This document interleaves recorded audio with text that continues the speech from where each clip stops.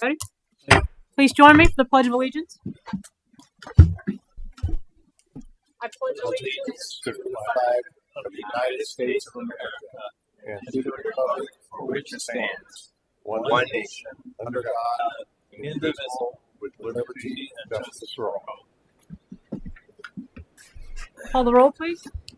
Mayor Bailey? Here. Mr. Bateman? Here. Mr. Goodyear? Here. Mr. Hart? Here. Mr. Gorey? Here. Vice Mayor Phelps? Here. Mr. Payne? Here. Welcome, everyone. With us tonight, we have our Assistant City Manager, Chris Weinich, Director of Finance, Mark Medler, Clerk of Council, Misty Clark, City Manager, Dave Kennedy, City Solicitor, Joe Braun, Captain Gangwer, and Chief Gabrielson. Lieutenant Corbett is here as well. And former, do we have any former council members here? Todd. It's in the back. Where? Oh, Todd Osborne. He's hiding. All right. Welcome, everyone. We'll get right to it. We've got oath of office for our newest employee. Motion to amend the agenda. What's that? You get a motion to amend the agenda. No, good point. Shut up. Mind my own business.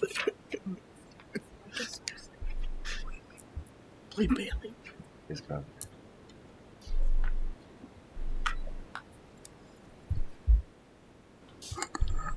You want over there? Evening. Thank you, Mayor, City Manager Kennedy, Assistant City Manager Weinich, council members. It's always good to be here to announce the hiring of a new employee. Thank you for the opportunity to do so and your continued support for our department. Today we welcome Renee Parks to the Loveland team as our new Mayor's Court Clerk. A little background, she was born and raised in the state of Ohio, graduated from West Carrollton High School, went to Wright State University, received a bachelor's degree in international studies and a minor in business. Last 10 years, she's been a court clerk, serving mayor's clerk's office in the city of Carlisle, and most recently, court clerk and tax analyst for the city of West Carrollton. True animal lover. She's proud owner of a Belgian Malinois and a Chihuahua, which I find is an interesting combination, and also likes bunnies. Her hobbies include swimming, planting flowers, and shopping for deals. Always good. She's been married to her husband, Joe, for 26 years. By the way, Joe, when she helped us with this, she said her wonderful husband of 26 years. So we got to give you the kudos. Carry the flag for us, man. And she has two daughters, Sienna, 19, and Chloe, 22. She hasn't been with us very long, but I can tell you that she is astute. She listens. She's a great team worker. Has all of our respect already. Hard worker and great communication skills. So I think that she's going to be a blessing for this city. All right. So on behalf of council and the community, welcome to Loveland.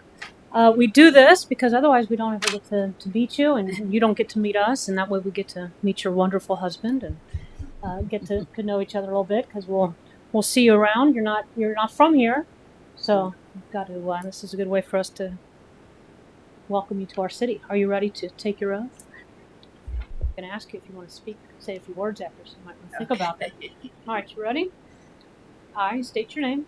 I, Renee Parks, Solemnly swear that I will solemnly swear that I will support the Constitution support the Constitution of the United States, of the United States, Constitution the Constitution of the State of Ohio, of the State of Ohio, and the Charter and ordinances and the Charter and ordinances of the City of Loveland, of the City of Loveland, and will obey the laws thereof, and will obey the law and will faithfully discharge and will faithfully discharge the duties of Mayor's Court Clerk, the duties of Mayor's Court Clerk, upon which I'm about to enter.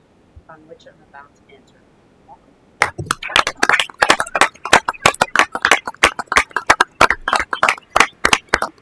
I'd just like to say thank you for this opportunity. Thank you, Chris and Chief, for allowing me to serve this great city. Everybody's been very welcoming to me so far. Made me feel at home, and I hope to be here for a long time.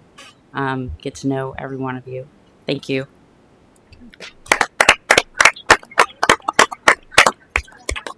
Everybody's in. Oh, of course. Glad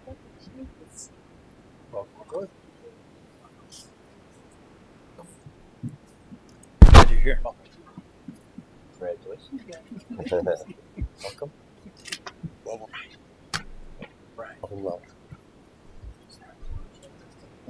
Are we doing it? Mayor, are we doing a picture? At least one. Just one?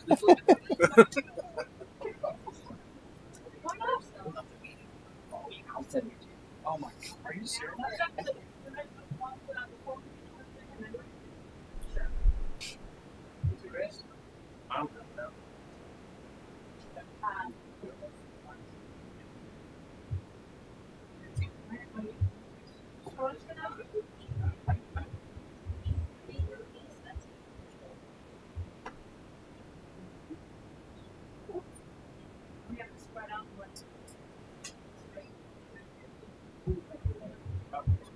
Are we still in this? Or is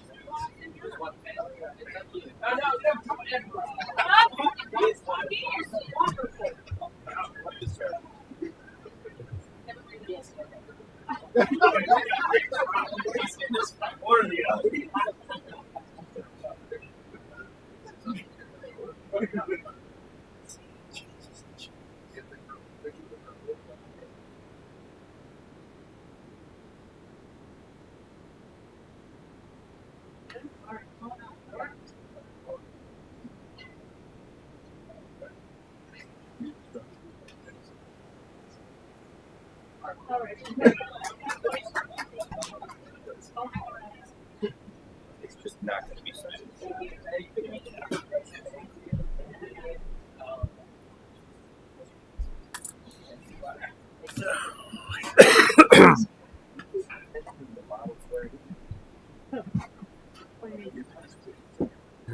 Oh, I see that.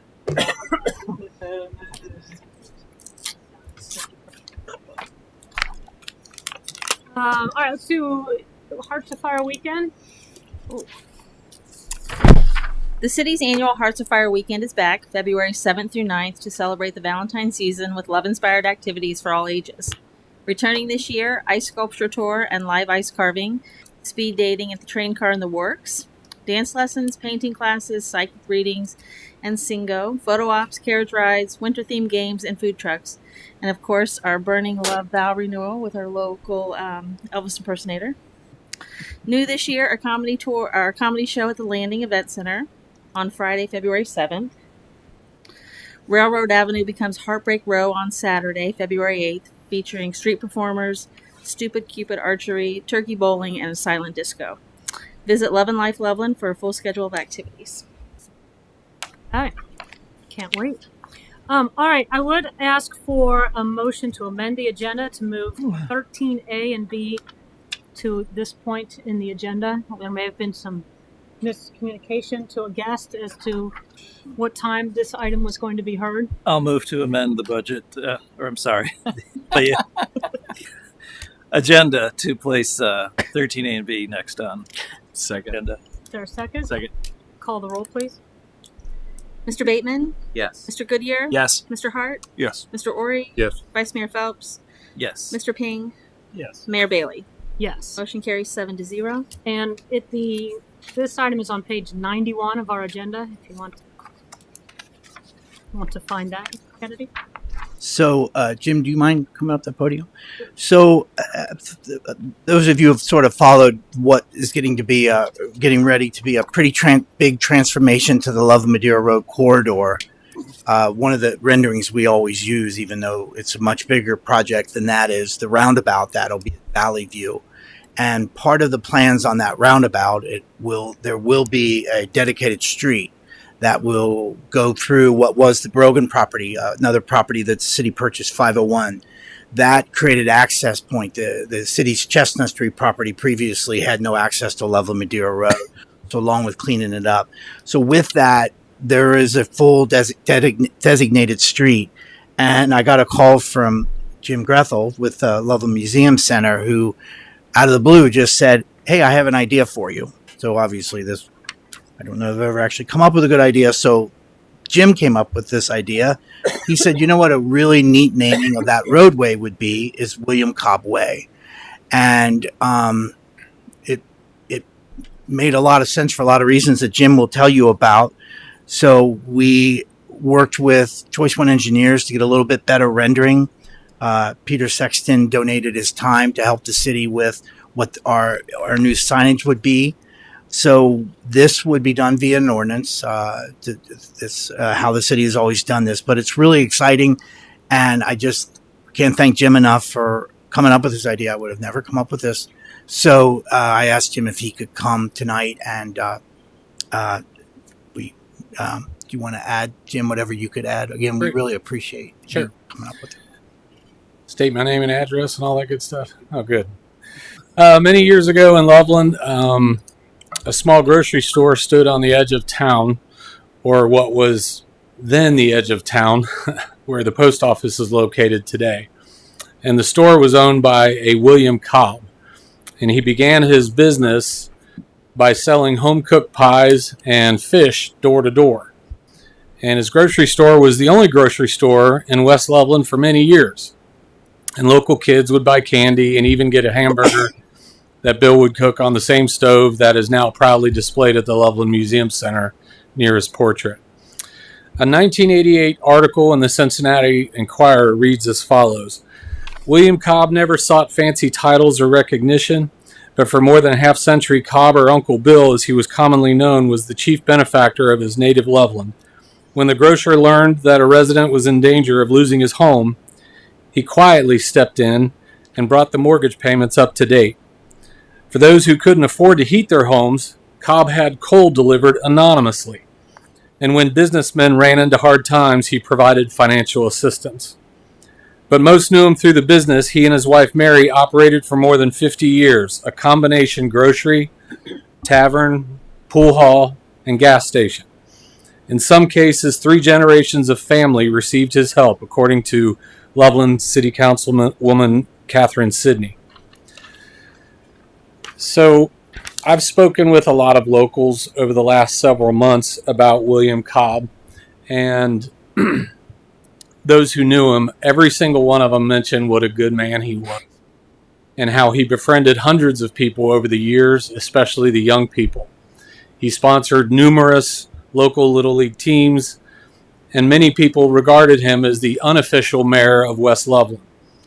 He was a local businessman, humanitarian, and philanthropist, and I believe this ordinance provides a more permanent recognition that William Cobb certainly deserves, the naming of the street.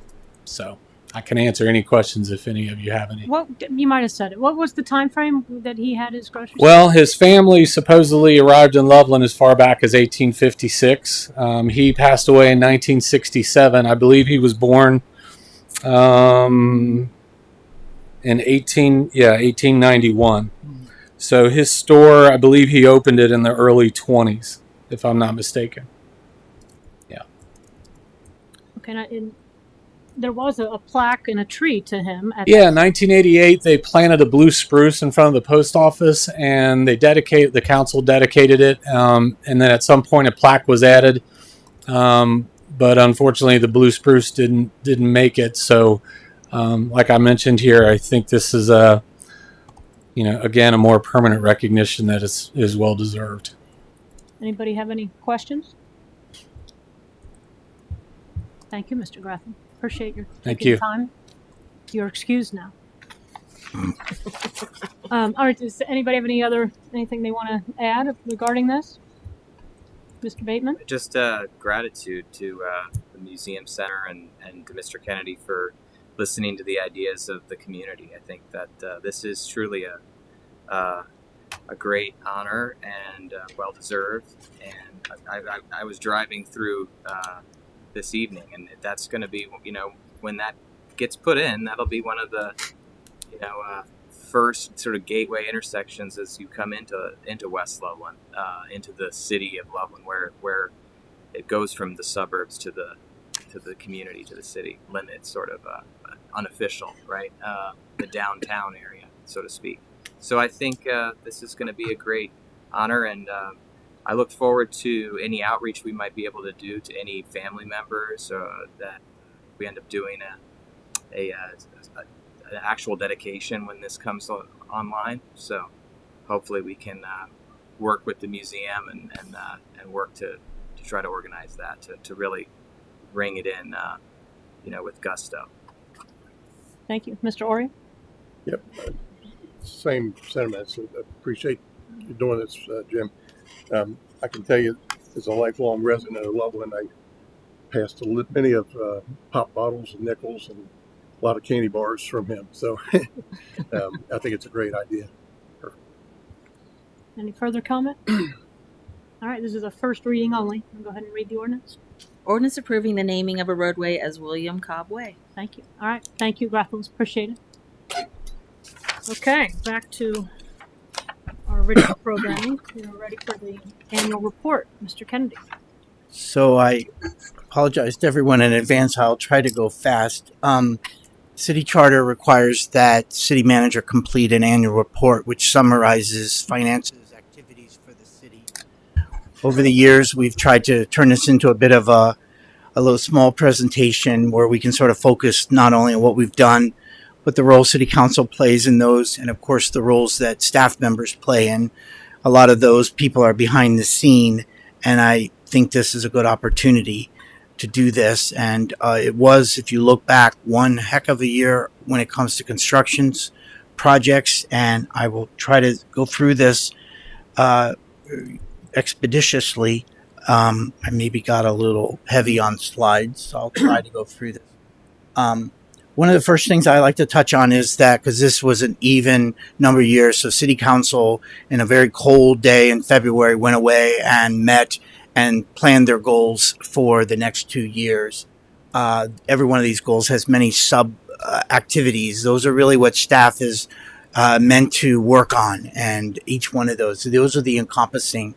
And I can tell you that for those, it really is beneficial to council members because they meet one-on-one in a real work session with city staff members. It's really they get to hear some of the trials and tribulations and funding and all the different things that go into what city does. And it's also very beneficial for the staff members that attend those meetings because they then get to see firsthand sort of what council deals with. But you clearly walk away with it knowing what city council's priorities are. I would tell you that for being a part of a team with Chris and other people that prepare grant applications, we cite religiously the 4 master plans that the city did, and we also cite city council goals. Many funding agencies want to fund projects that are based on plans, goals, strategies, and we cite those regularly. So I think that it is an incredible process. I don't know how many other communities do it, but I know that we walk away from those feeling that we've really accomplished something and we know what council wants. So part of the annual report is to look at our city finances. I think it's important to note that how integral it is for a city like us with a budget that we have stability in the director of finance position. Before Mark came along, we had 5 finance directors in 6.5 years. That's crazy. So I can't tell you enough what it means to have someone here who's stable, who understands how the situation works, who is got an integrity level that is just beyond belief. But also, as is every single department head that some of us get the privilege to work with, nothing's beneath it. You really aren't going to succeed in the city of Loveland if things are beneath you. And putting together that USDA loan, Mark was key with all of that. Also, you all hear about a grant being funded and you're there when maybe there's a ribbon cutting, but in between is a ton of paperwork and financial data and meeting all the criteria before you get any of those money. And Mark is right there working through that process. It's really it's a key, and quite frankly, it's just an honor to get to work with Mark. When we look at sort of how the finances play out, and I know we talk about the awards every year, but one of the big things, and I know if Mark had to tell you that, the certificate of achievement for excellence in financial reporting is the one that he's the most proud of, though he's gotten these like quite the trophy case. But also, I think and Mark led this challenge with the budgeting software. That was a big financial commitment from this city to allow any resident, anytime, to go on and do a deeper dive in our finances, line item by line item, to know how this city spends money. You take our budgeting software with Ohio Checkbook, I can't imagine there's not a financial question that you can't get an answer to. And that's really something to be proud of. And I think transparency is a catchword amongst city governments. I would be hard pressed to understand anyone wouldn't think that our financial transparency isn't top notch. We also look a little bit at general fund revenues. Those are really sort of the bell that rings everything that we do here. And we are very proud of the fact we operate our police department on our general fund. We do not have a levy. So that is important. So the general fund, the income tax is really a part of what we do when we talk about job creation. Wow. Why do we work so hard to bring a Keith McCluskey and a Mike Doms from Mike's Car Wash to our Commerce Park? And why is it so important that the school districts stay within our corporation limits? Because they are so integral to the monies that we use to provide services, to run our police department, to make capital improvements, and on and on and on and on. We're hoping to be we'll be announcing a new business in our Commerce Park. But it's so important. Sometimes it's little scores, sometimes it's big scores. But we have a whole team of people that work religiously, and we'll talk about that. General fund real estate is also. You'll see that under the income tax, we had a bit of a leveling off. Mark calls this our new normal, and from this we build. We had a little surplus when more and more people were working from home during COVID. We've now sort of got back to the new normal, and actually it wasn't anywhere near as big of a drop as we were anticipating, and that's important. This is what Mark will tell you is our new normal, and from this we just continue to build. The general fund, all true transparency. This little drop, this bit of a drop is, I would attribute about half of that increase. I would attribute about half of that to private investments in the city, and the other half to revaluations at Hamilton County, which is our largest populated part of the city. That's a big chunk of that general fund real estate tax. Those two funding sources together do a lot for this city, capital budget and services. I think that it's always important because this city runs a water system. So I'm sorry.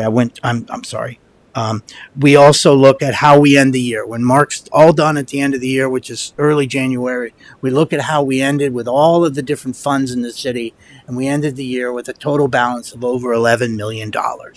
Another thing that we like to look at, because we operate a water system that is an enterprise fund. You're always told in City Manager School 101, it's a business. You run it like a business, and you try to look at that. So we look at these funds throughout the year and how we can keep what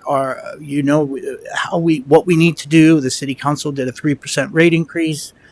This increase, which is probably the all-time high of revenue, again, full transparency, it was an extremely dry summer. Our water usage was up.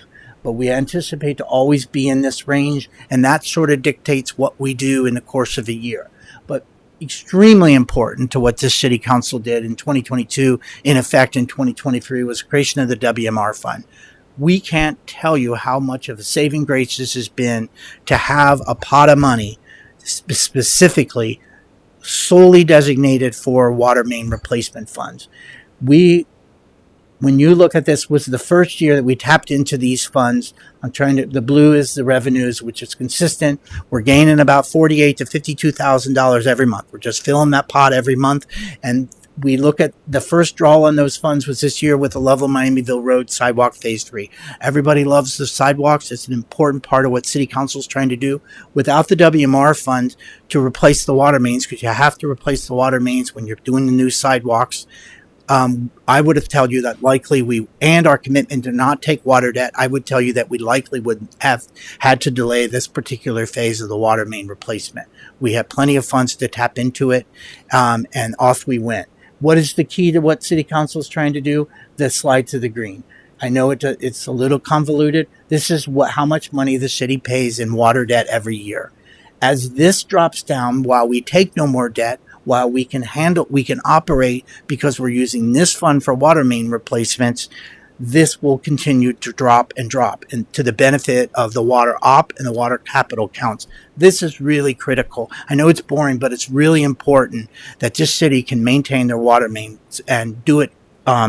This year alone, we will dip into those funds for the Loveland Miamiville Road Phase 3 and the Cherokee Water Main Project. Without these funds, we had to have taken debt or not do the projects, and that is critical. Another thing that we continue to monitor in a similar fashion is our stormwater fund. It's very similar because stormwater is a part of almost every project that the city does. You don't see it, but you have to do it. When you look at those sidewalks and you replace those ditches with now curbed and gutter streets, that's all from the stormwater. This city is very calculated through the engineering cost estimates to figure out what your fund needs to contribute. Every fund contributes equally. City Council did a 50% increase, which was minimal. We were able to feel that that was okay because we had the 2025 represents a drop in some of the debt service as this has rolled off.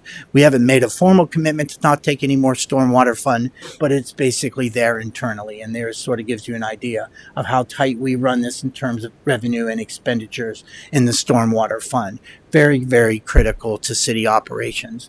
Another thing that we moved into, and it was part of what we saw in this year, was I know just that this city council and this community is surrounded by, you can know that inside these buildings and inside the safety center are some of the most professionally ran department heads you're going to find.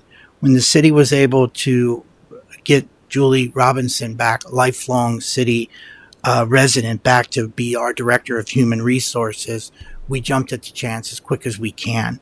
And she is renowned in her field, and was somebody else who's came back to the city with the intentions of retiring from here. That's the stability we need. When you look at what she does, we have a civil service hiring process. We have 59 to 60 FTEs. We have a comprehensive benefits program. We have a wellness program. We have trainings. We have professional developments. We have 2 collective bargaining agreements. We have Bureau of Workers' Compensation programs, et cetera, et cetera, et cetera.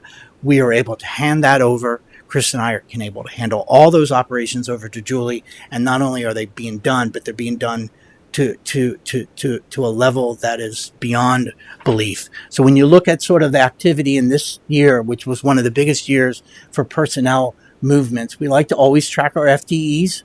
We keep this level, and I will say that when we took the perfect example is when we took the HR position and made it from a part-time to a full-time.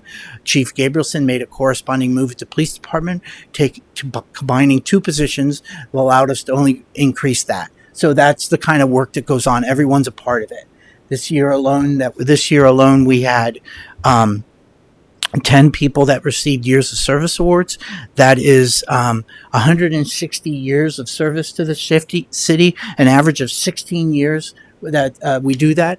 As you recall, we bring up people when they get sworn into office, and we also bring them up when they get years of service. Why do we do that? Everything Mayor Bailey said, but how do employees see it? They care about me. They respect me. It doesn't matter what the position is. They give a darn. And that goes a long way. It really does go a long way.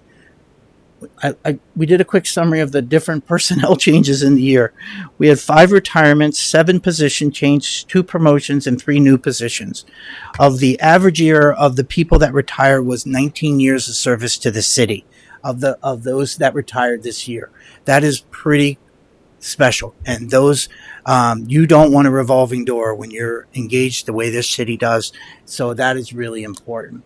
When we talk, moving on to emergency services, I think when you look at the definition of community policing, I don't know that anyone represents it better than Chief Gabrielson. I remember when he first got here and we were all sharing pizza up at the care center. They're engaging a community, having Dan Gangwire to be able to handle things, to allow different operational things that allows Mike to do that is very, very important. Mike has also embraced technology. You'll see that tonight. The Flock cameras has made a major change in how the city fights crime and how we are able to catch, identify, and do what those are all about. And Mike brought all of that to the city, supports a lot of what we are trying to do.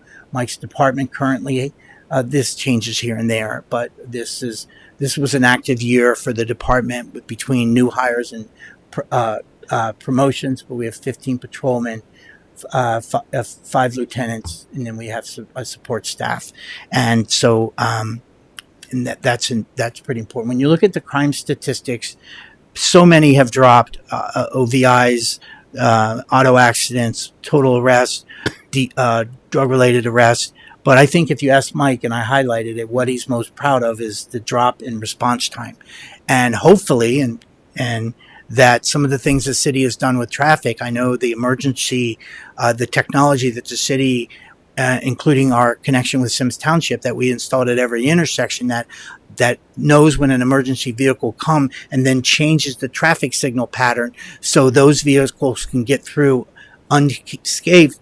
A is time, and B, it's a real safety issue. It really is a safety issue. You're not running into people. So that is a real important process. And they also were the agency of the month this year, one of the months this year, and that was an important thing. Designations and those things are things that represent the city. We always put this up here just because we're very proud of it. The city's role with our SROs, we have 4 partners in our SRO program. For a community our size to have 4 SROs, including a parochial school, is a pretty significant item. And I always do this chart. It's a really easy chart to make because it's 50-50. But this is the commitment we get from Loveland Schools in St. Columban, is that it's not just salary. We set the budget for each employee upon all of the different things that are, all the different components that are involved in what it takes to fund an officer. And they pay those with us 50-50. And I think it's really important. And I just because I know we all know the various SROs that we have in the school, they are so much more than a cop in a school. It's just so much more. If we really went into how involved they are and what role they play with the students, it is what the SRO program is all about.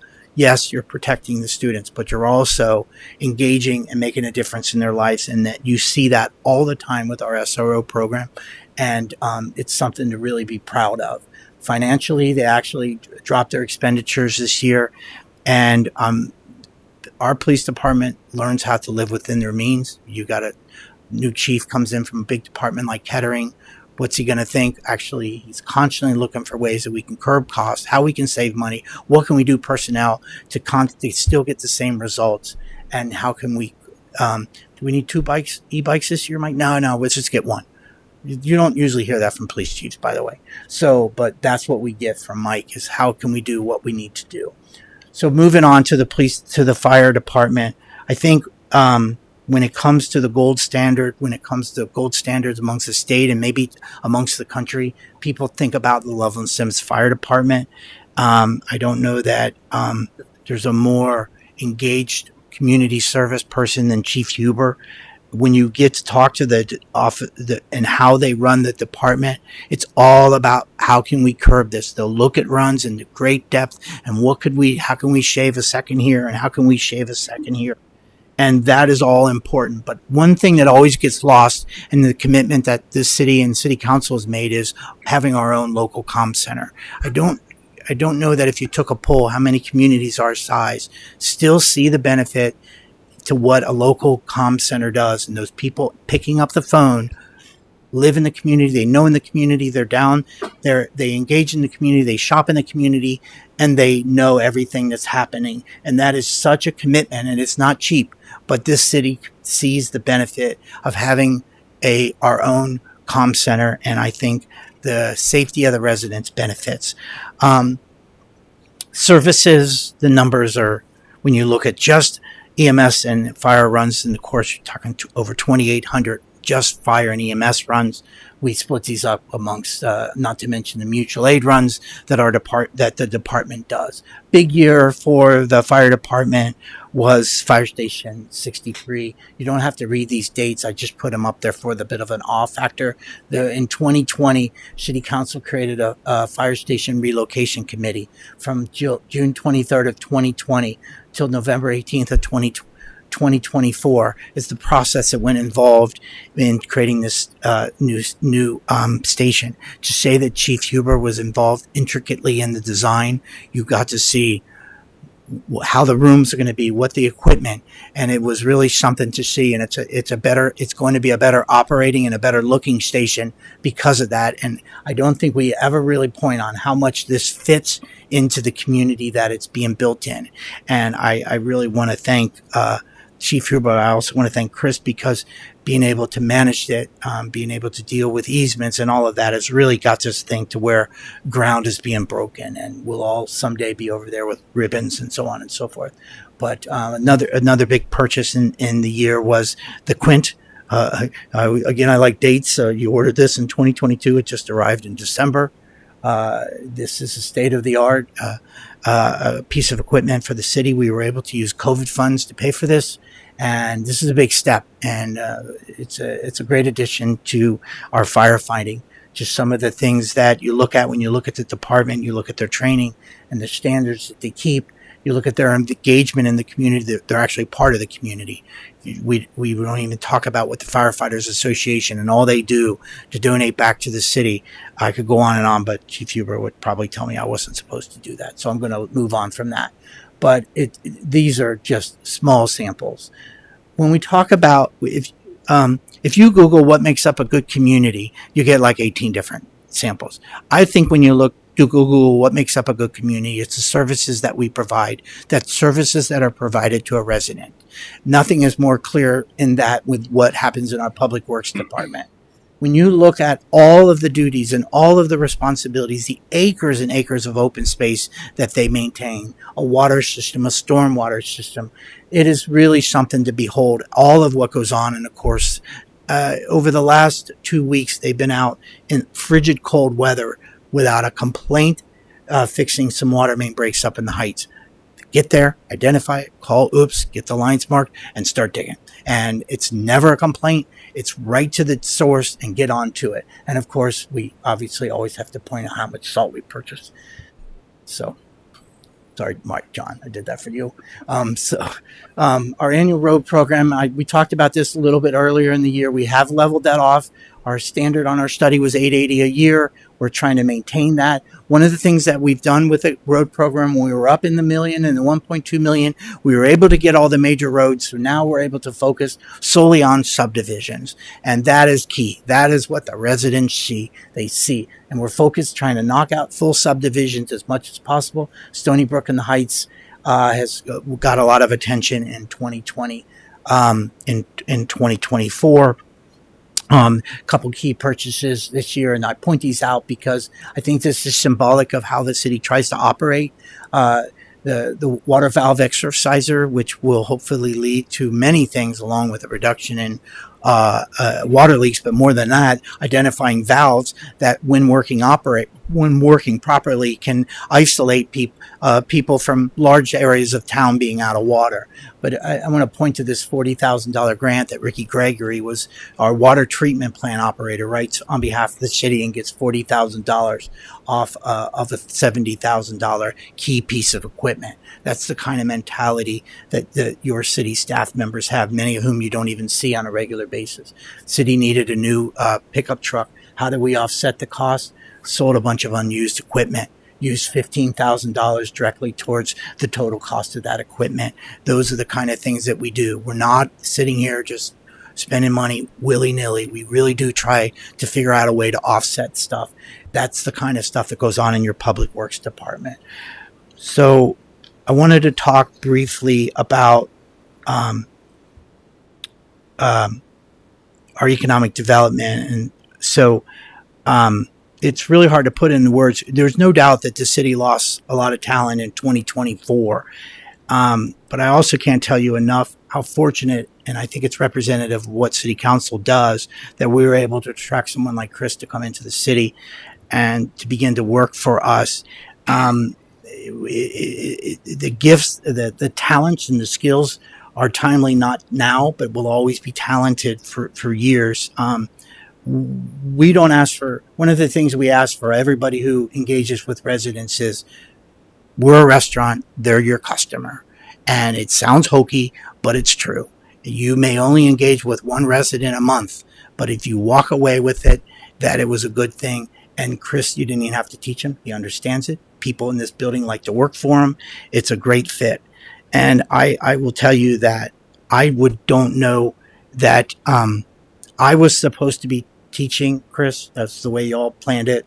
It didn't work that way. Chris has taught me more about project management and those kind of things. And I tell you what, someday when your PFAS system is fully remediated, you can really thank Chris to constantly pushing that, because that is no small task.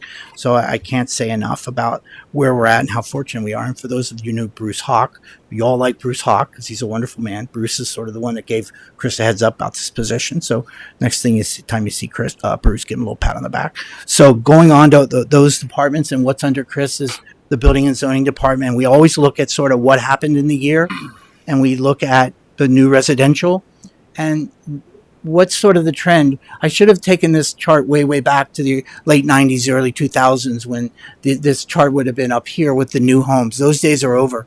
That's pretty clear. We're in an infill phase. But what do you see over here? You're seeing an average property values that are pretty significant. Of those 11 single-family homes, 6 of those were in Chimney Ridge. Those are typically right around $1 million. So you're averaging out at around 649, and 5 of those homes, one was up on Ruth, and the other 4 were the permitted homes above the Dairy Whip. So it gives you a perspective of what kind of what we're seeing in terms of home values in the city. But meanwhile, I think it's important to mention that the city continues to invest in the Loveland Heights. That's important, and it's paying dividends to the city. I can't say enough about what Eva does every day in terms of the attention to detail, from the smallest little businesses to the biggest businesses, working with them, helping them find locations, getting them through the permit process. I tried to break this down a little bit between the downtown district, the new businesses that we saw this year, those that we saw in West Loveland and Love Madeira, and of course the Commerce Park is always sort of those are the big fishes for us, and a lot of time goes into doing those, but you've really got to see her in action to really get a taste for how engaged she gets with some of those. So when we look forward to what we'd have to call the next frontier for the city, that's Loveland Madeira Road. There's your William Cobb Way coming off there. And you don't need to read this. I did this. This is another awe factor of just in what's involved. Chris is running these projects all the way through all the different criteria and plateaus to get to the day that Loveland Madeira Road is what everybody thinks it should be. And that is truly the next frontier. And I think that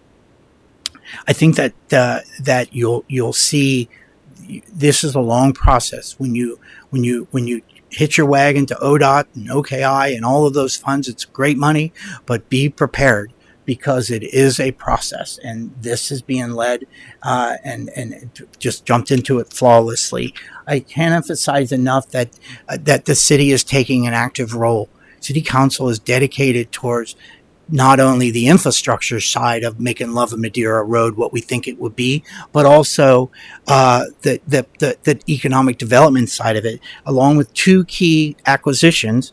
The $4 million was spent to remediate a piece of property that, quite frankly, no one wanted to touch. Anyone that ever showed interest in Chestnut, we were always required to give them the environmental report, and they were out the door before. Those days are over. Those environmental barriers are gone. And meanwhile, the city purchased the Denise property, and is also what actually paved the way for the William Cobb Way. So they're taking a very active role up and beyond just simple infrastructures.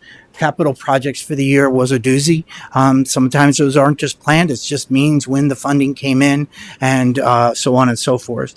This particular year, not only were we able to bring in a couple $1 million in grant funding, but we had partners involved in a couple projects that had other funding sources.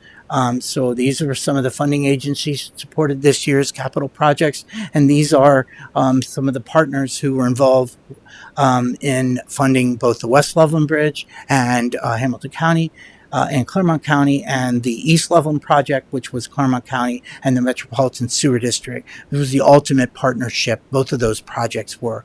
One of the first projects which is the city's commitment to continuing the Nisbet Park Master Plan. This year, the city was able to finish the seating area number 3 with the walking trail extension. Although the city share was $30,000 and we used $8,000 grant money from the Claremont County Park District, we were able to tap in. It was an eligible expense. Outdoor dining is an eligible expense for COVID funding. We got clearance to use those funds. The end result was we were able to reduce the money. ADA accessible stair. This completes that phase of the seating areas. This is the third and final seating area. I went over and did a count. I don't have the number, but we have more than enough outdoor seating supported by the Dora, supported by our local businesses. Someday, hopefully, a big, beautiful amphitheater over in the corner, and this all sort of comes together. Loveland Miamiville Road Sidewalk Phase 2. Again, I just wanted to show sort of the different funds that were involved in that. I'm sorry, this is going so long. This is a legitimate quote from a resident. You talk about an appreciative group of people up there. Actually, we're adding street lights because they pointed out now that they're walking in them, the street lights are needed. That's sort of the next transition. We're pretty excited about that project. That project will get wrapped up this year as we work our way to the Huntington subdivision. And the East Loveland Bridge project, the various partners and the various components are quite an emphasis. We're still finalizing this project, but we did bridge replacements, sanitary sewer lines, stormwater improvements, sidewalks, and road improvements. And if there was a resident of East Loveland, we would once again say, what a mess. And that's a difficult project when first thing you do is see a reroute of that degree. But at the end of the day, I think you've got a beautiful project. You had a bridge that was one of the oldest bridges in Claremont County. Now look at what you have, and it's really something to be proud of. And the West Loveland, Misty reminded me, it's actually the Paxton Bridge. This, again, had multiple partners. The city's role in this was primarily the new lighting and the antique style. We were offered to participate. We chose that, and I think you see why the city chose that. I will tell you, and I'm not saying this to embarrass her, but this money would not be in place if Kathy didn't push for it. This project actually came in place in 2019 and just got finished. Why? Because the bids just came in so high. And thanks to Kathy, we were able to secure some additional funds that put it over the top. It's a beautiful bridge, and that was an exciting project. Obviously, we got the new downtown parking lot. We're very proud of the fact that we were able to do that parking lot with such a small city share. One of the things that you're clearly seeing as a result of that project is you're seeing a change in traffic patterns in the city. It's very clear that not all roads lead to Paxton's anymore. People are coming in. You couple that with the Harrison widening and the new turn from Carl Brown, the new traffic signal that should be in any day, and we're seeing a traffic pattern. So we hope was that we were able to say that was so much more than just parking spaces, and I really do think it is. I know Chris comes in that way every morning. And then, of course, that there was a corresponding project on the City Hall parking lot. This was really what we gained 7 spaces. This was, to me, not only by creating a centralized location off of Harrison and adding those sidewalks, what have you got? You don't have the willy-nilly-ness that you used to have with cars coming and going all over the place. And no longer do you have residents walking right down the middle of a street. So this has really been an exciting project. Not only is it a beautification project with the lighting, and though that was added, this was an interesting project that has really made a change. And pretty excited about that. That's a pretty dirty picture, but that's what people saw most of the year, so it seemed to be appropriate. A couple other capital projects. Remember, as a city, we came back to you 3 separate times to increase it. Made some major improvements to well number 5. That well is producing at an all-time high level. We did some outdoor dining. We improved the McCoy pickleball court. We redid all the bases. These are actually hard plastic. We were able to do all of the downtown bases by using hard plastic. You can't even tell. Instead of doing these over a course of a few years, we refreshed that ugly Sally Port behind the city. And part of what we're also doing in pedestrian improvements is what recently improved the Greer Militzer walkway. Again, part of what the city is always doing, and I'm almost finished, sorry about that, is that we're always trying to advance future projects. So this year, Chris was able to secure funding for the swings in the rear part of the walking area. Of course, PFAS has always been constantly on the move. The city receives significant funding for sidewalks that will connect every one of the city's Warren County neighborhoods to the downtown district through two funding grants. One just recently, of course, Loveland Madeira Road Business Revitalization, and of course one of the biggest projects, single infrastructure projects the city will ever take on, which is the Riverside Drive. I noticed that last year when I looked at last year's State of the City annual report, we ended it with a fun picture and of Pat, and I thought that it would be nice to add it again. So it's just a legend. The only thing I'm going to say from a personal note, I've done this for 40 years. I've been in public service for 40 years. I've had the privilege of meeting some of the finest people you'll ever meet in both of the two main communities. And I've never met anyone like Pat in my whole entire life. My only regret is I was actually in the hospital with my mother and Pat was down the hall. And I chose not to go say goodbye to her. And I'll always regret that because that was a mistake. No, my mother kept saying, you need to go. But that being said, so thank you very much. Again, it's a privilege to get to serve you. More than anything, it's a privilege to get to work with these people. I apologize for going long, but I did try to go fast. So thank you very much. Thank you, David. Yep. Anyone have any comments or questions? Vice Mayor? Just Mr. Kennedy, and I think everybody feels the same way. This presentation and all that we did in 2024 Yes. makes us proud to call Loveland our home. Yep. It's a big year. Mr. Payne?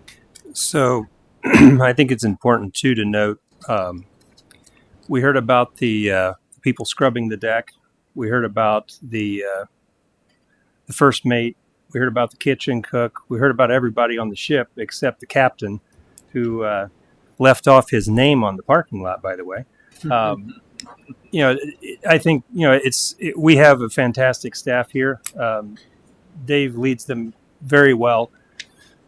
It's amazing to me when I look at what is accomplished by the staff, because it's not that big of a staff. The thing that I often, when I talk to other people from other municipalities, that's the thing that always amazes me, is how much these guys accomplish with really a fairly small amount of help to do the work. And one more thing, and then I'll be quiet. The first time I met Mr. Kennedy was when the downtown caught on fire. And I was called, and it was a Sunday afternoon in the middle of Memorial Day weekend. And I was asked if I would come. I wasn't involved with the city at that point. I was hired as a structural engineer to come and evaluate the buildings. And I met Dave through a fence, shaking hands over the top. And the thing that amazed me was Dave was on vacation at Norris Lake. And he immediately, when he heard, got in his car and drove here. There's recently been some bigger wildfires than what Loveland had that day. And we see kind of how some of their public officials responded. And again, a guy who puts in the time that Dave does and the effort that he does, it's part of what makes the city run so well. We're probably going to have to hire like 5 people when he leaves to take his place. And have I gone far enough, Dave? You're turning kind of red there, so I'll stop. I think it's important because, we had that was a very good presentation of an incredible amount of accomplishment in a year that was spearheaded and led by Mr. Kennedy. So I appreciate his efforts and felt it was necessary to say a few things about him in addition to all the staff that's working hard too. Thank you, Mr. Payne. Mr. Ori? Mr. Ping wrapped it up real good. I think we need to just say one thing to Dave. And it's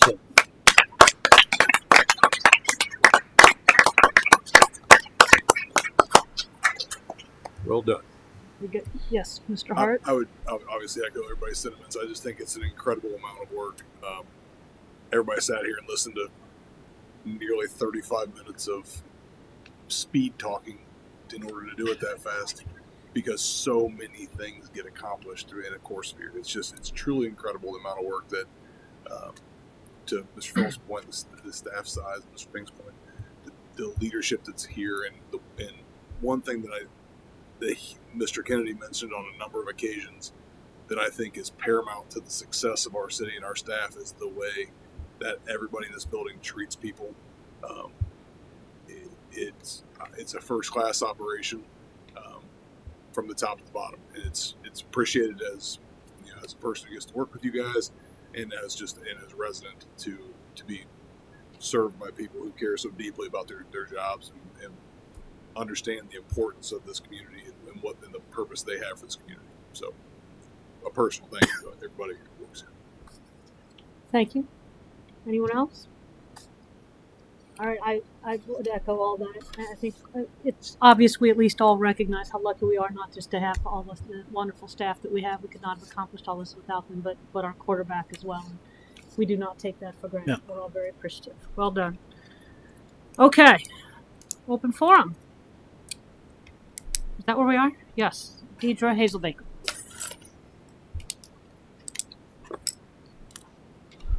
Well, that's an insanely hard act to follow, 35 minutes, but I promise I'll stay to my few minutes here. And again, thank you to the city staff for all the work they do and the council for the support. So my name is Deidre Hazelbaker. I live at 101 Ash Street, and I'm here tonight, if you do decide to call to a vote on the SPD, to respectfully urge you to uphold the Planning and Zoning Commission's decision to deny the proposed special planning district. At the January 7th meeting, residents, community organizers, and environmental groups like the Little Miami Conservancy, the Isaac Walton League, and the Ohio Rivers groups spoke passionately and unanimously in defense of our river and community.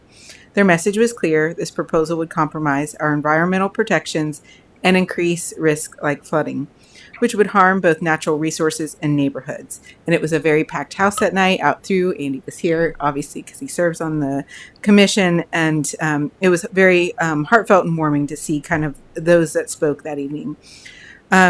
Commission Rob Weisberger also noted that the proposal does not meet the intended purpose or scope of the special planning district.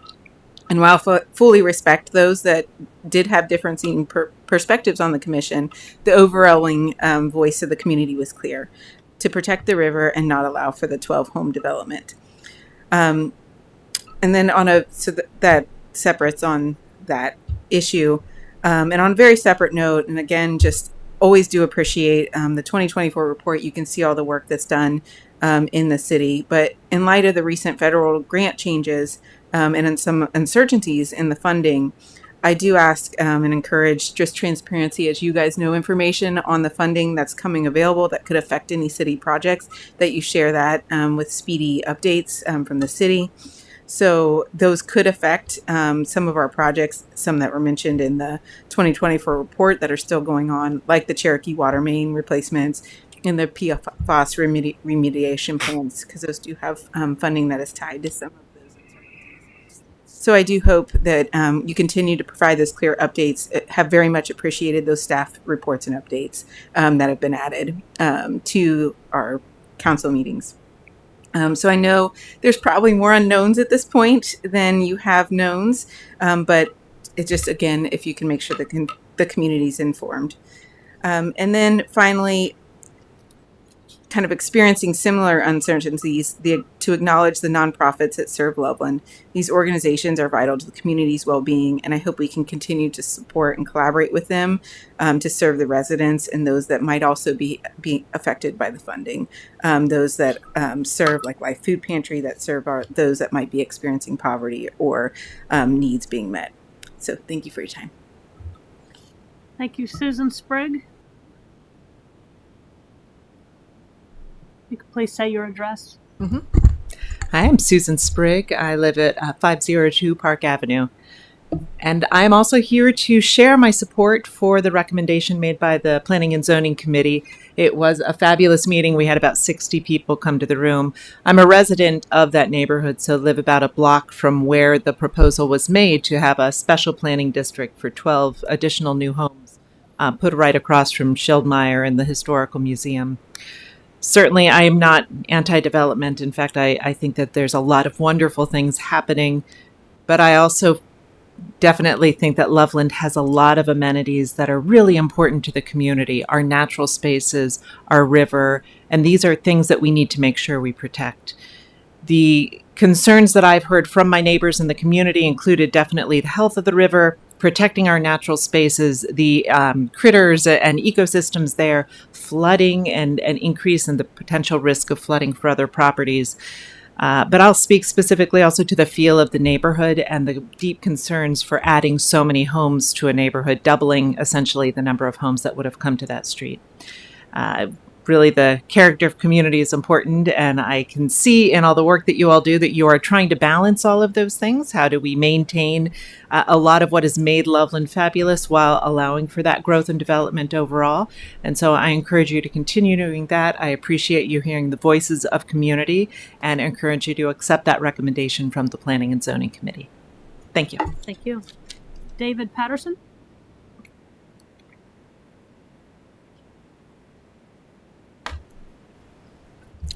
Bear with me, I'm not totally prepared tonight. My wife decided that we needed to rescue another dog today.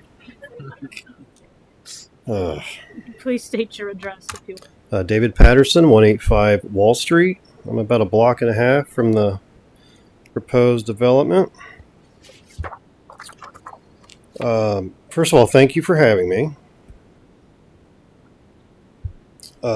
It does not go unnoticed what you guys do for the city. I mean, I don't envy you.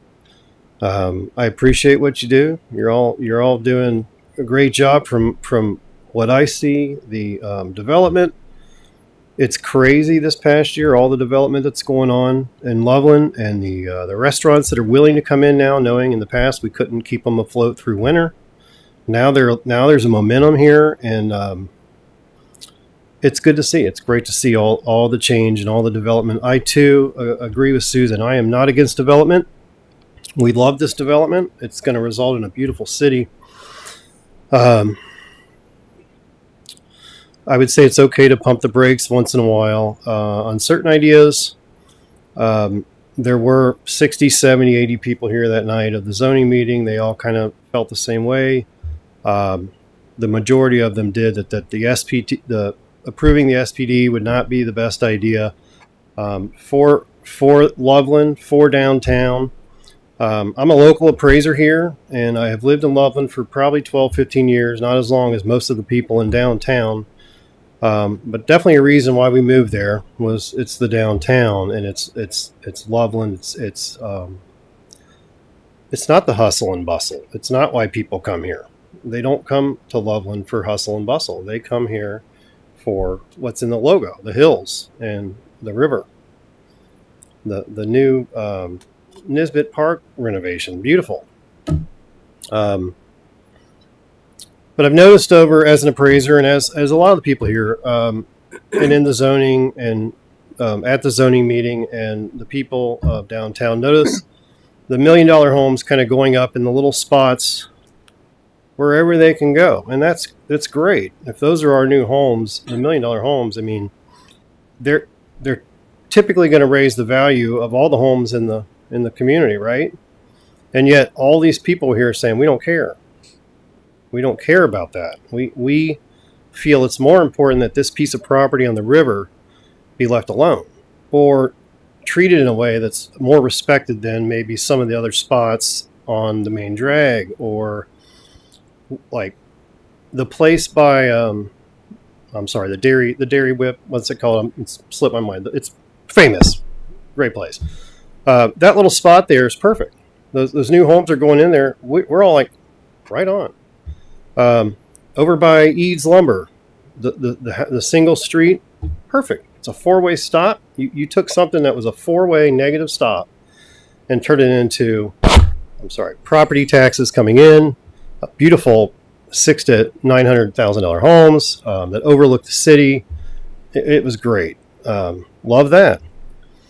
I think it's the ones that leave our heads scratching. The push to hurry through the house by Nisbet Park, one of the oldest homes in Loveland. It was fast. It was like, we're going to have a meeting, and then maybe we're not, and now we're going to tear this house down, and it's gone. And that's the one where we're kind of like, all right, I don't know about that one. And then we get to this river property, and I would challenge you guys, everybody in here, to say what is our no? Like, what would be the no? It's amazing, all the yeses. We love it. and we do love it. I'm not being flippant with that. We love all that. But what is our no? If that river property that's beautiful and has been there for so long, so many people walk by it at night with their dogs, and it's a part of downtown history. If that's not a no, is the museum a no? I don't know how many properties are on the river that affect the river, that are that beautiful. When you're on the other side and you're looking over that way, you got the trees, the water. But I again, look at this logo, and the most important thing in the city is this river. It comes right down through that logo, and that's why it's in this logo, is because it's that important. The hills, the sun, that's why people come here. We would have to change this and put houses in it if we were going to be real about the river in the future, if we were to allow this project to go through with the 12 homes. I'm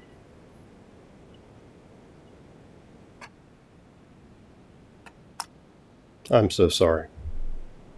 I'd say for so many years, the green areas were protected from maybe a quick decision of development, property tax increase, and now they seem to be going up everywhere, which I've already mentioned.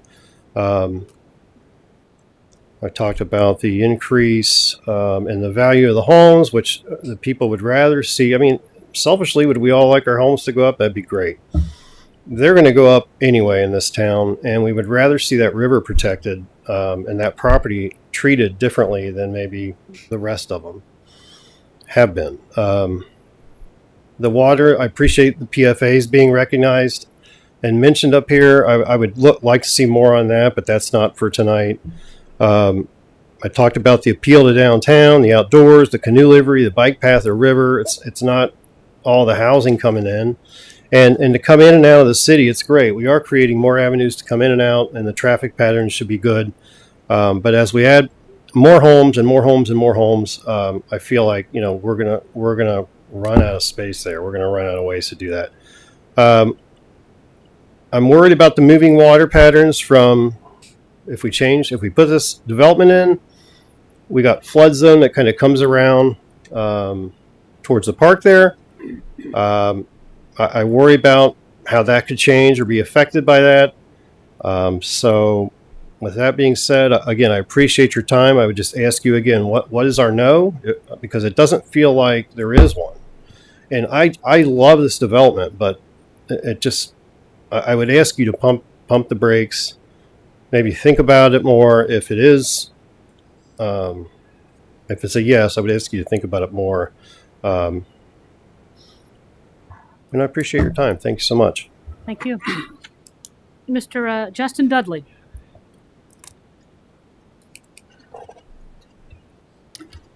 Good evening. I'm Justin Dudley at 502 Park Avenue, and I'm also concerned about the same development. At the last meeting, there were a lot of long-time residents of Loveland here speaking, and some short-timers like me. We moved here about 20 years ago, and I want to recognize the irony of me speaking about a property that has been managed very beautifully by one family since before I was born. It's very beautiful and green, and I think that should be said. I'm a homeowner. I'm not against. I believe in property rights and home ownership, but zoning is an appropriate thing for a city to do to keep people when people are living close to each other, and encourage you to not change the zoning laws in this case. When my kids were little, we would walk across the bridge or drive across and spend a lot of time down by the river, and then buy slushies and coffee. And we saw the slide about the vibrant downtown. There are many people who believe that having a protected river is the thing that makes Loveland really unique, and more so than other communities around here. And people want to move here, shop here, and just visit here because it has this essential thing. So I think there are three groups of people that want this protected river. People like me who are newer. I think future residents. I think Loveland can maintain its can be a hot spot if it's seen as unique with having that river. And and I don't want to speak for long-term residents, put any words in their mouth, but that's the third group, because this river, despite all the development in the last 30 or 40 years, there are very few structures on the river, and it has clearly been protected over generations. So I hope that you will continue to protect it. Thank you. Thank you. All right, next is review and approval of the minutes from the January 14th meeting. Are there any changes or additions? Have a Move motion to approve. Second. Call the roll, please. Mr. Goodyear, Yes. Mr. Hart, Yes. Mr. Ori, Yes. Vice Mayor Phelps, Yes. Mr. Ping, Yes. Mayor Bailey, Yes. Mr. Bateman. Yes. Motion carries 7-0. The second reading of an ordinance. Is there any further discussion regarding that ordinance? This is the chicken ordinance. Yes. Oh, yes. Okay. Go I ahead. had one Yes. comment. Sorry, Mayor. I was going to ask Chief, is there any special training that's going to be necessary, or gearing, or any extra work they're going to need to do to respond to chicken crime? Chicken crime. Fortunately for us, the last few hires that we have come from rural county, so I feel that the officers there had a particular expertise in this area. So I think we have plenty of officers that can enforce this if needed. Any other questions? Read the ordinance, please. Ordinance revising section 505.16 of the codified ordinances of Loveland. Call the roll, please. Mr. Hart, Yes. Mr. Ori, Yes. Vice Mayor Phelps, Yes. Mr. King, Yes. Mayor Bailey, Mr. Bateman, Yes. Mr. Goodyear. Yes. Ordinance 6 is adopted by a vote of 7-0. Kennedy. Trails. Misty, can you give us an update on the? Sure. The National Park Service is conducting a feasibility study to determine if the Buckeye Trail should be designated as a National Scenic Trail. The Buckeye Trail spans 1,454 miles, connecting 47 counties and over 100 communities across Ohio, including the city of Loveland. If designated, it would join an elite group of just 11 national scenic trails, becoming the 5th largest in the nation. It would also be the only loop trail and the first to receive this designation since 2009. Designation would bring significant benefits, including increased federal support, enhanced visibility, and expanded opportunities for communities and economic development throughout Ohio. The National Park Service is seeking public input on this initiative. The resolution before Council expresses the city's support for including the Buckeye Trail in the National Trail System. Thank you. Any questions, comments? Read the resolution, please. Resolution to support the inclusion of the Buckeye Trail in the National Trail System. Call the roll, please. Mr. Ori, Yes. Vice Mayor Phelps, Yes. Mr. Ping, Yes. Mayor Bailey, Yes. Mr. Bateman, Yes. Mr. Goodyear, Yes. Mr. Hart, Yes. Mr. Hart. What'd you say? Yes. Yes. Resolution 7 is adopted by a vote of 7-0. Chief? I would like tonight just to thank you for your continued support. I have 3 resolutions that we're going to discuss briefly here that shows the not only the support that you give to us, but the investment in technology that you allow us to continue to do. In my 32 years in law enforcement, technology, as with most professions, become more and more reliant on technology, especially good technology. So, and that's what we have here. So I want to thank you for that. So I've submitted a memorandum which accompanies this legislation, which if adopted by council by a resolution will authorize payment to Axon Enterprises for our annual TASER 7 invoice. Last year, Loveland Police Department, I came before you and requested the replacement of our aged TASER X2s. They were outdated and no longer serviceable. They were out of warranty. We requested to replace them with the updated TASER 7. City Council authorized the city manager at that time to enter into an agreement with Axon for the purchase of new TASERs for the police department. Axon continues to offer a 0% financing for 60 months on all products for government agencies. And at that time, the payment summary for each fiscal year of the contract would be roughly $19,500. We received our current invoice for 2025 from Axon Enterprise for this agreement, which is attached to the legislation. The 2025 payment is $19,592.25. That was a figure that was included in the 2025 budget approved by council. Staff would recommend that City Council approve the requested legislation authorizing the payment to Axon for the Taser 7 invoice. I'll Thank answer you. any questions. Any questions or comments? Read the resolution, please. Resolution authorizing payment of the annual invoice from Axon Enterprises for tasers. Call the roll. Vice Mayor Phelps, Yes. Mr. Ping, Yes. Mayor Bailey, Yes. Mr. Bateman, Yes. Mr. Goodyear, Yes. Mr. Hart, Yes. Mr. Ori. Yes. Resolution 8 is adopted by a vote of 7-0. Chief? The second memo, which accompanies legislation, is for our mobile video cameras, the in-car cameras that we have. This legislation, which if adopted by resolution, would allow payment to also Axon Enterprise for the annual Fleet 3 mobile video cameras MVR system. City Council previously approved Loveland Police Department to convert all of our in-car video recording equipment, audio video recording equipment to a single vendor, Axon Enterprises, which allows for complete integration of what was previously two separate digital video recording systems, mobile and body worn, into one system, which improves efficiency of the police department. City Council approved the purchase of the Axon Fleet 3 system for all marked LPD vehicles. Again, Axon offers a 0% financing, terms over 60 months. That resulted in an annual commitment of roughly $27,500. We received our current invoice from Axon Enterprises for 2025. The 2025 purchase is $27,456.06. That was also included in the 2025 budget previously approved by City Council. Staff would recommend City Council approve the requested legislation, which will authorize payment to Axon Enterprise for the Fleet 3. Thank you. Any comments or questions?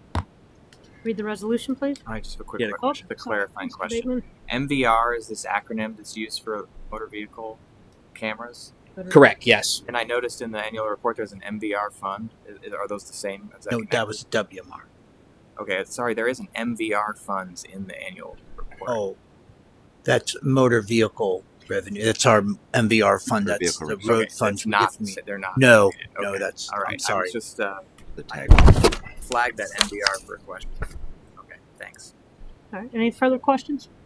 Read the resolution, please. Resolution authorizing payment of the annual invoice from Axon Enterprises for the Fleet 3 mobile video cameras. Call the roll, please. Mr. Ping, Yes. Mayor Bailey, Yes. Mr. Bateman, Yes. Mr. Goodyear, Yes. Mr. Hart, Yes. Mr. Ori, Yes. Vice Mayor Phelps. Yes. Resolution 9 is adopted by a vote of 7-0. Chief? The last legislation that we have this evening, memorandum accompanies legislation which, if adopted by council via resolution, will authorize payment to Flock Safety for our annual Falcon LPR invoice, which is the license plate readers. Council will recall we came before you, explained Flock Safety and their product at great length, but more than 70% of all crimes involve the use of a motor vehicle. This is technology that allows the city to passively collect data for vehicles that pass by these cameras with the help of Flock Safety technology. LPD has seen a number of great success stories with Falcon LPR. Those can be reviewed by the public on our transparency portal available through the website. And I will say that the technology has become one of the first steps that officers and investigators use for investigating all crimes throughout the city. It's been a very great tool for us. Just really quickly, on the transparency portal, people will see that in the past 30 days, we have collected 138,587 license plates. Now, obviously, many of those are repeats as people travel through and related to crimes, and our officers are only to use them when they are related to some type of official investigation or if they're investigating criminal activity. In the last 30 days, we've conducted 51 searches of that database for vehicles that may be connected to a crime. In 2023, City Council authorized the city manager to enter into an agreement with Flock Safety for the installation of, at that time, 6 Falcon LPR cameras. We installed those 6 cameras, and due to the success that we saw, and the additional need to protect city assets, we came back to council, and council approved the additional purchase of 4 cameras. We now have 10 cameras deployed across the city. Flock Safety also offers a 5-year agreement. The annual reoccurring commitment at that time for years 2 through 5 were $25,000 for the 10 cameras. We received our 2025 invoice from Flock requesting payment of $25,000. That was also included in the 2025 budget approved by City Council. City staff would recommend that Council approve the requested legislation as presented, authorizing the payment to Flock Safety for the annual Falcon LPR camera invoice. Thank you, Chief. Mr. Hart? Just a couple questions.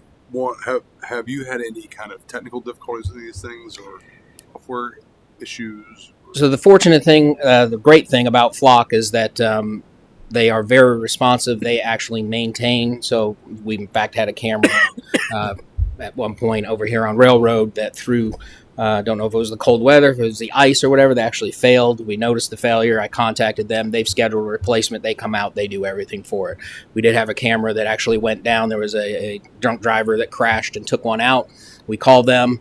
They come back out. We have to reset the pole. It's very limited cost to us, but the technology, the camera, the solar panel, they take care of all that for us. So they also constantly monitor them. They do preventative maintenance. If they see a dip in performance, they address it. They schedule it. They come out. They really take care of their technology and to make sure that we are getting the data that we're paying for. And that's part of our contract. That is part of the contract. That the only thing out of all that replacement, everything we had to replace one pole for it because we actually purchased the poles and then their technology is on it. So other than that, everything is covered by Flock. Fantastic.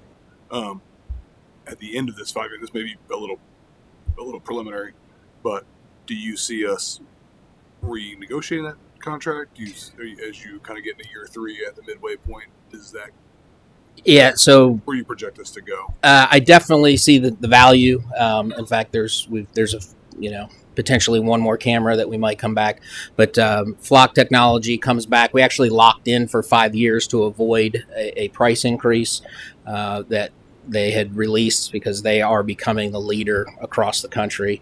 No idea what the price is going to be, but I believe it'll be manageable when we get back to that. And because of the way the contract is, they maintain actually ownership of and maintenance of. I believe actually the technology will continue to improve and the cameras that we have will actually be replaced with better technology. Thank you very much, Chief. Any other questions or comments? Mr. Goodyear? Chief, I just wanted to say that in the year that I've been on council, I've noticed that you and your department have a commitment to using as much cutting edge technology as you can to help you investigate and fight crimes. And I just want to commend you for that. I'm glad I had the opportunity to support these things because I know how helpful they are. And specifically, you mentioned the Flock cameras. I can't tell you how often Flock cameras are now used, but generally the public, how often Flock cameras are used to solve crimes in ways that couldn't be done before. And so I'm glad that this is something that you brought into the city and that we're using, and I'm certainly happy to support it, and I appreciate it. Thank you. Vice Mayor? Just a quick question. You talked about how they can maybe be the object of accident. Any vandalism? None so far that we've experienced now. Good. Any other questions, comments? Resolution, please. Resolution authorizing payment of the annual invoice from Flock Safety for the Falcon license plate reader. Call the roll, please. Mayor Bailey? Yes. Mr. Bateman? Yes. Mr. Goodyear? Yes. Mr. Hart? Yes. Mr. Ori? Yes. Vice Mayor Phelps? Yes. Mr. Ping? Yes. Resolution 10 is adopted by a vote of 7-0. Kennedy? So I think it's pretty clear at City Council and through council goals and through the comprehensive plan that pedestrian connectivity is obviously a big priority to the city. If you were to look at projects, sidewalk projects that were just recently completed and those that are already funded, city's looking at putting in over 6,500 linear feet of sidewalks. So as we continue to look for new locations and possible funding sources, We also look for those areas where one set of sidewalks can connect into a much larger network. You see that with Loveland Miamiville Road. Though you're connecting 3 subdivisions that have sidewalks. You're looking at that along 48. One of the areas the city is getting ready to do sidewalks along Osage. We just finalized some easements. We've currently identifying looking for submitting funding through the Hamilton County CDBG program. CDBG program has certain criteria that you must meet to fund and blight removal and so on and so forth. And one of those is supporting low moderate income. So when we looked at that, we looked at an area on Bellwood that would connect from Cherokee down to Valley View. I think the photo that was included in there is pretty beneficial to sort of show you. Under certain circumstances, there's just areas where side curbs and gutters went in, but there were never any sidewalks. That make these projects sort of neat and clean. You're not changing water mains and you're not doing curb work. So this particular location, which would be eligible for CDBG funding, already spoke to the county about it. This is really unique because not only does it connect a whole myriad of the heights, but it will bring residents access to a district that the city is trying to revitalize. It also creates a safe routes to school area. So, and again, I think it continues council's commitment to the heights. So this particular project is $135,829 per the engineer estimate. That includes all this supervision and budgeting and so on and so forth. I will tell you that a local match is not required, but what we've learned over the years is these are extremely competitive applications, and we feel that it's worth it to put in a 10% local match. With that 10% local match, we need to include the documentation that a local match has been committed, which would be this formal resolution. So we're requesting that City Council pass this legislation, not only supporting the application to be submitted, but committing a 10% local match of $13,582. Thank you. Any comments or questions? Read the resolution, please. Resolution authorizing the city manager to submit a community development block grant application for the Bellwood Drive sidewalk project. Call the roll, please. Mr. Bateman? Yes. Mr. Goodyear? Yes. Mr. Hart? Yes. Mr. Ori? Yes. Vice Mayor Phelps? Yes. Mr. Ping? Yes. Mayor Bailey? Yes. Resolution 11 is adopted by a vote of 7-0. Mr. Weinich? Thank you, Mayor and Council.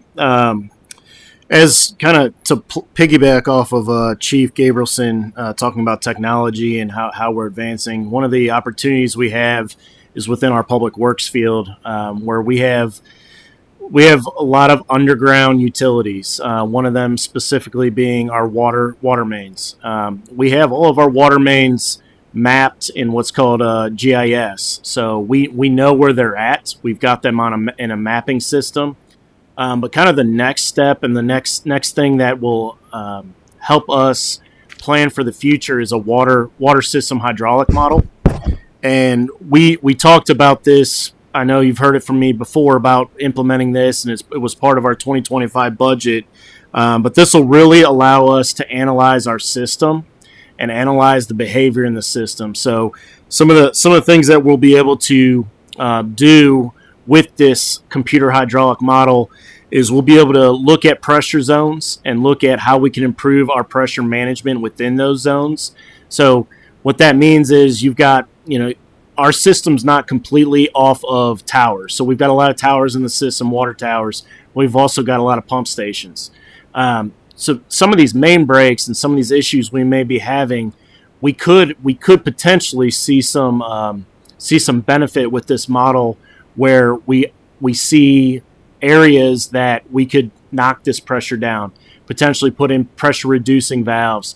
Is that what is causing some of these main break issues in the Heights area and whatnot? So that's one aspect of it. Another aspect is we'll be able to look at our fire protection.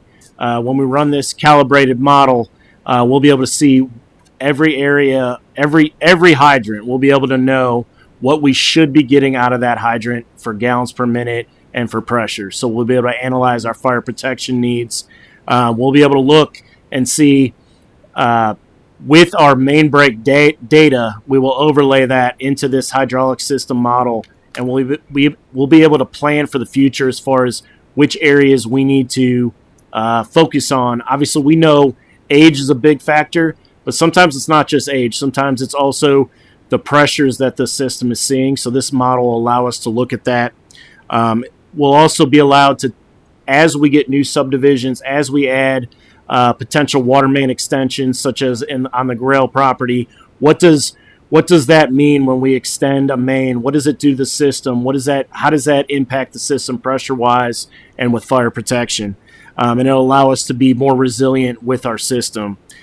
This is something that most, quite frankly, sophisticated water systems have. They look at it's a living, and I call it a living model, because as you add stuff to it, you add those new extensions, those new users, you add it all in there so that you can consistently look at it and go back to it to make sure that you're not adding users on your system that can negatively impact the water system. So this will be in a what's called, I know I'm being talking high level, but it's going to be a water gems model, which will be able to be used by us, our staff, and as well as a consultant if we need to rely on them. So what we're asking today is to enter into a contract with Burgess and Nyepel, who has done work with us in the past. They did a lot of our planning for the PFAS studies. They have a really renowned group that does a really good job with modeling, not just water system, but also on the storm system and also sanitary system modeling. So we think this is definitely something that would be of value to the city and value to Public Works to have. The model itself, to have it produced and calibrated, is at a cost of $35,500. We did budget for $35,000 in the 2025 budget, so there's a hair over that. But we do feel this is going to be a useful tool for Public Works and for the engineering staff. So we would recommend, if council so approves, to approve this. Thank you. Any comments or questions, Mr. Bateman? Just a question about you. I think you might have answered this for me already, but you were describing it as sort of being able to essentially be a real-time model of the water system. So if you were using it to evaluate, as you were saying, pressure points and make those fixes would then be represented in the model, correct? Correct. So let's say, let's say if you've got an area that is, so you're going to overlay your main breaks into this model. And as you replace those sections of pipe, the model knows the age of pipe. So you're also putting age of pipe in there. So you're trying to predict it, and this is where honestly AI is getting involved in this kind of stuff. You're predicting where your breaks are going to occur based on age of pipe, pressure that's in the system. So yes, it's a constantly evolving model. It's a very useful. It will be a very useful tool. I really believe that. I think it's something that when obviously coming from the county and knowing the tools we had, it's very useful to analyze your system. You're never going to predict every main break. It's similar to having the valve exerciser, which we purchased earlier this year. That's going to help us with our valve maintenance program and identifying areas that are problem areas. But it's just one more tool in the box. And for a system that, essentially is, we're revenue wise, as far as what we bring in, it's a $2 million system, essentially. And for $35,000 to have another tool in your toolbox to be able to analyze that system, it's a pretty good thing to have. I can understand the value of it. I think what I'm just trying to make sure is that it wouldn't be like it wouldn't be static. That the model itself isn't going to be a snapshot of once it's completed. It will be a living because the reason that I thought about this question was because in the contract it talks about they're not going to do the services not included. There's a lot of reference to future state or like mapping out, which makes sense because the task at hand is to make a replica of what we currently have. Right. Does that mean that we're going to be trying to do that type of future state or testing ourselves?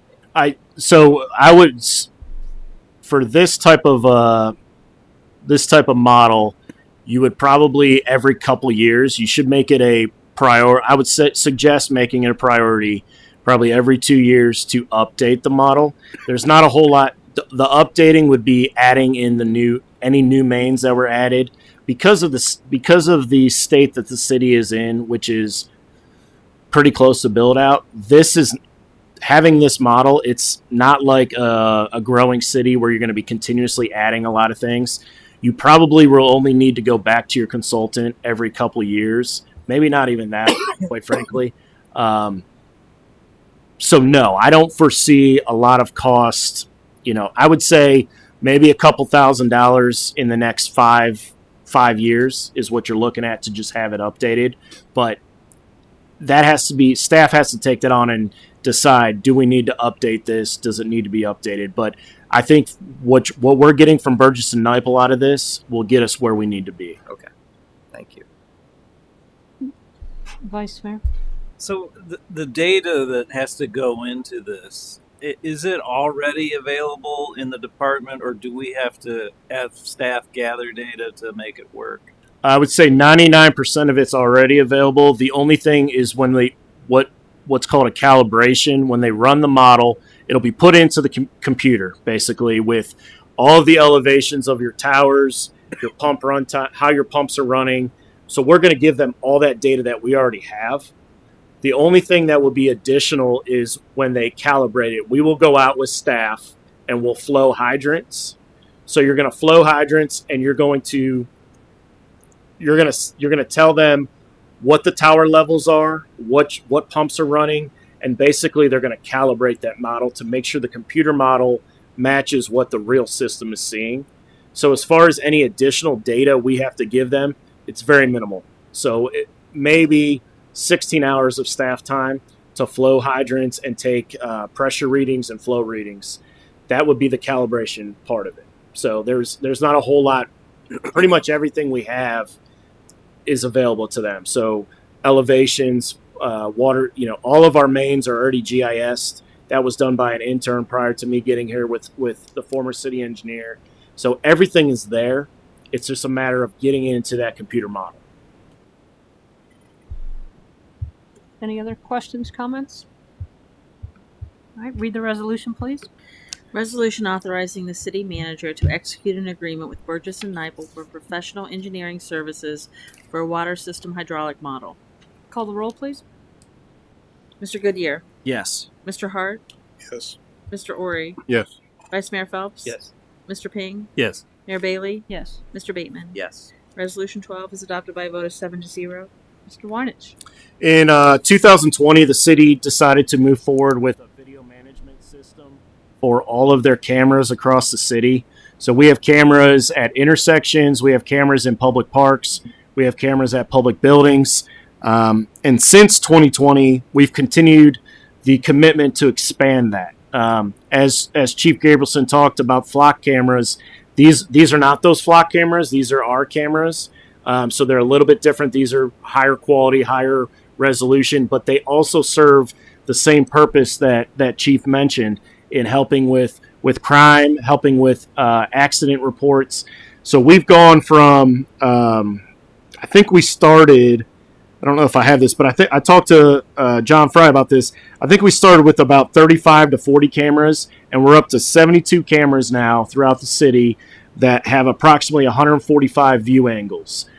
So we're continually adding to that number, and the amount of times that I've talked to Chief and talked to Chief Huber about how many times they utilize these cameras and utilize the different angles, it's amazing to me. With that said, with all these additional cameras, our current server is outdated. We don't have the capacity to basically hold all that data, all that bandwidth in the current server. This is not atypical. It's 2020 to 2024. It's maybe a little short. I would have liked to see more closer to 5-6 years, but it's what we decided to purchase at that time. But at this point in time, we need to upgrade that server. We need more capability, data capability for that to hold all that data, as well as the fact that it is actually at the end of its useful life. So this resolution that's before you is a request to purchase and install the new Genetec StreamVault 4040X server. So Genetec is the system that we decided in 2020 to go with. It is still a first-class system. We're not looking to move away from Genetec. This would be installed and provided by AltaFiber. They're our preferred vendor that we use for all of our camera, all of our fiber, all that kind of stuff. This was in the 2025 budget. We budgeted $45,000 for this. We got a refresh price right before council tonight, and we're in just north of $41,000 for this server and for installation of it. This would be split equally among several funds, several IT funds, between general fund, fire and EMS. Actually, we will utilize Mayor's Court because it is utilized there, stormwater, water operations, and sewer because it's utilized for all of those operations. So with that said, we do recommend moving to this and adding this to our system.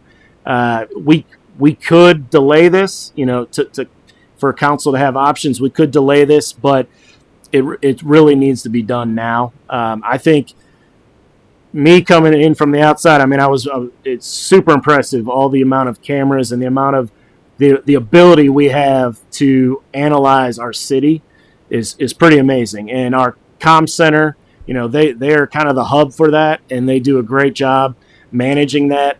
Heck, even Dave and Mr. Kennedy and I can look at that stuff as we need to too. If something comes up where, vandalism at a bathroom, we've got cameras in all the parks, obviously not in the bathrooms, but to look at the outsides of the bathrooms and that kind of stuff. So it's a great tool for the city, and I think it puts a lot of the residents' minds at ease that we have, this at our fingertips. So, Thank you. Any comments or questions?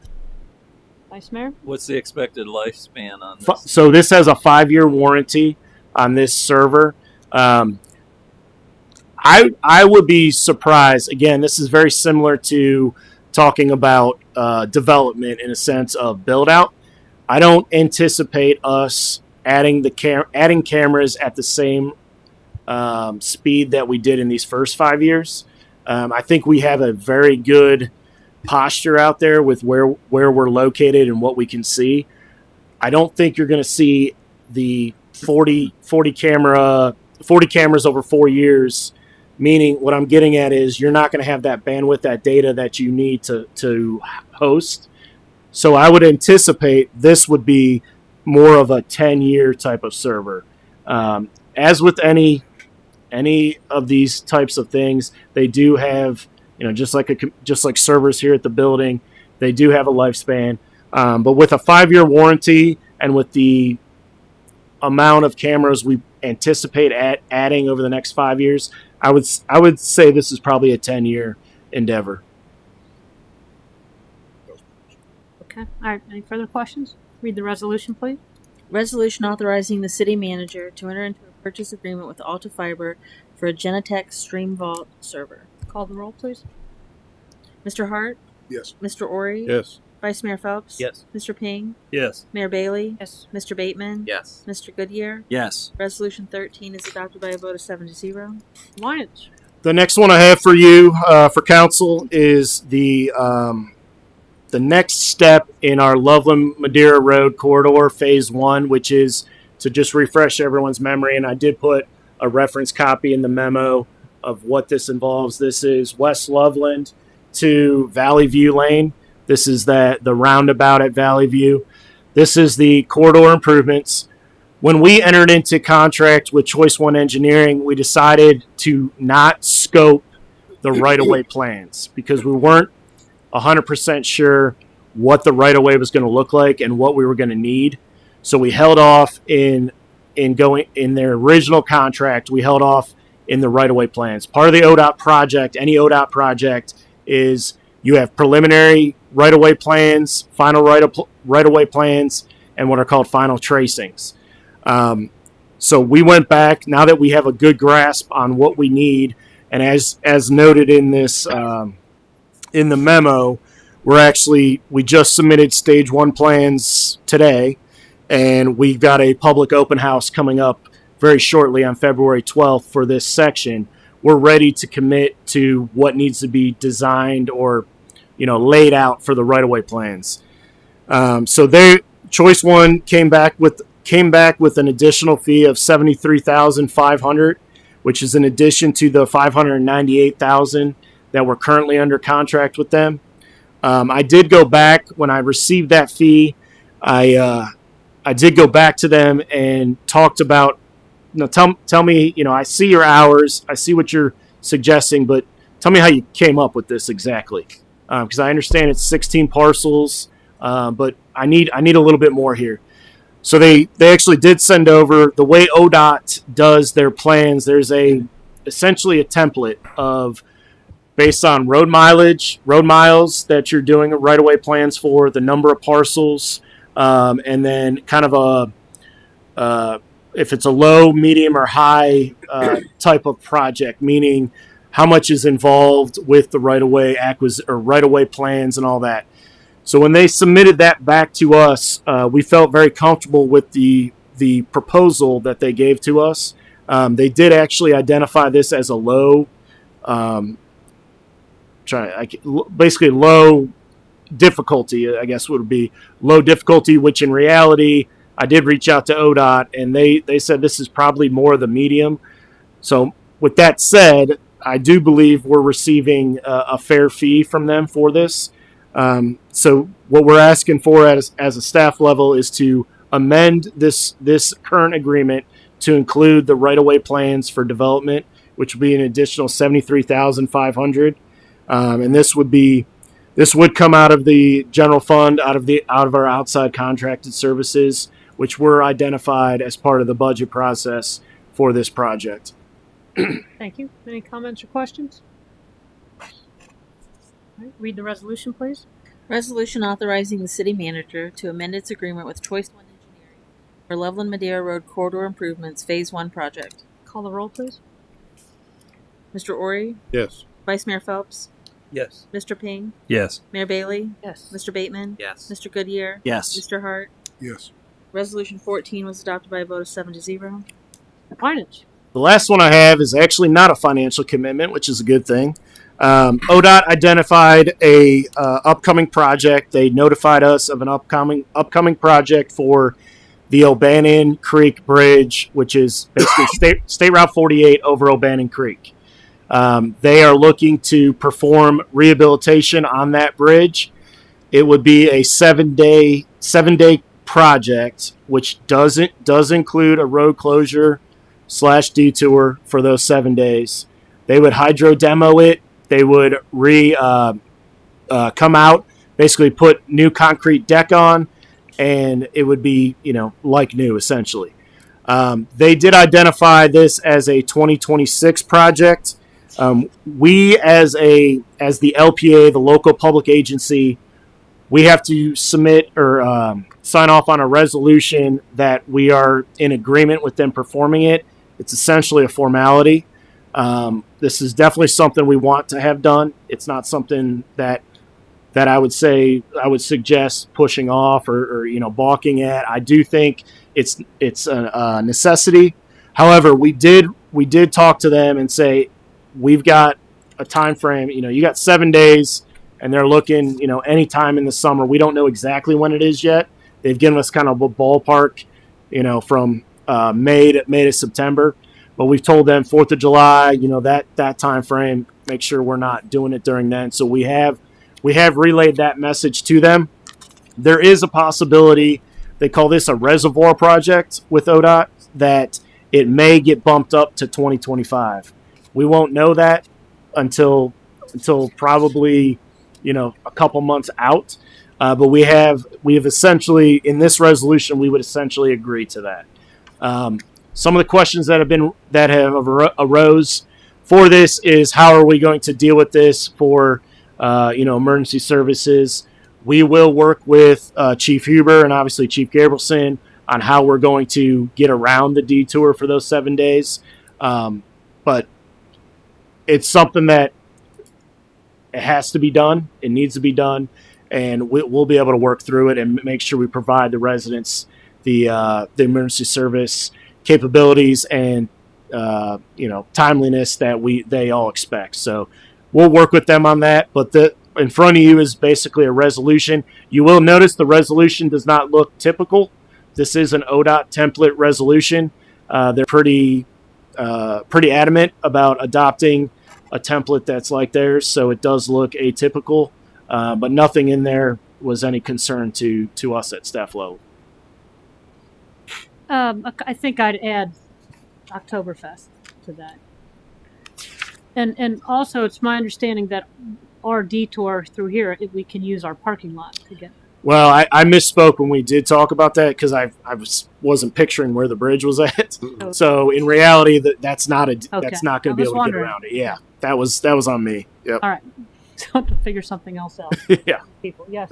So, obviously, from what you're saying, we're talking about a complete closure of the bridge for that period of time. And, Yep. And you mentioned 7 days. How certain is 7 days? Well, number one, because I know nothing about hydro demolition. So it's pretty cool, actually. They come in. It's essentially a power washing, but at a 100-time level. Like literally, it's like a power washer that just tears up the concrete. So obviously, with any construction project, it's weather dependent. 7 days is accurate. ODOT's done this. They've been doing this hydro demoing probably for the last 5-6 years, and in fact, they did the one across on 22 and 3 in Deerfield Township. That bridge was actually hydro demoed. When I was with the county, they did that one, and it's pretty accurate. Their time frame is accurate. Again, with any project, completely weather dependent, but I do believe the 7 day is probably 2 days more than they need. So they're very good. Lately, they've been very good at giving, not over-promising. So I would say it's probably more of a 5 day. So you'll probably see it open in 5 days if the weather is great. But 7 days is pretty accurate. But weather dependent, though, just let me make sure I understand. So weather dependent means the project begins, I get 2 days into it, and then there's bad weather for 3 days. It becomes a 10-day. 3 more days. Yeah, unfortunately, once they've demoed, and that would be the key, is once you've demoed, it's shut down. So yeah, if you have, and hopefully, I would hope and we'll work with them on this and talk to them, but hopefully they're looking at a good window, and they're not starting a project when they know darn well it's going to be really bad the next couple days.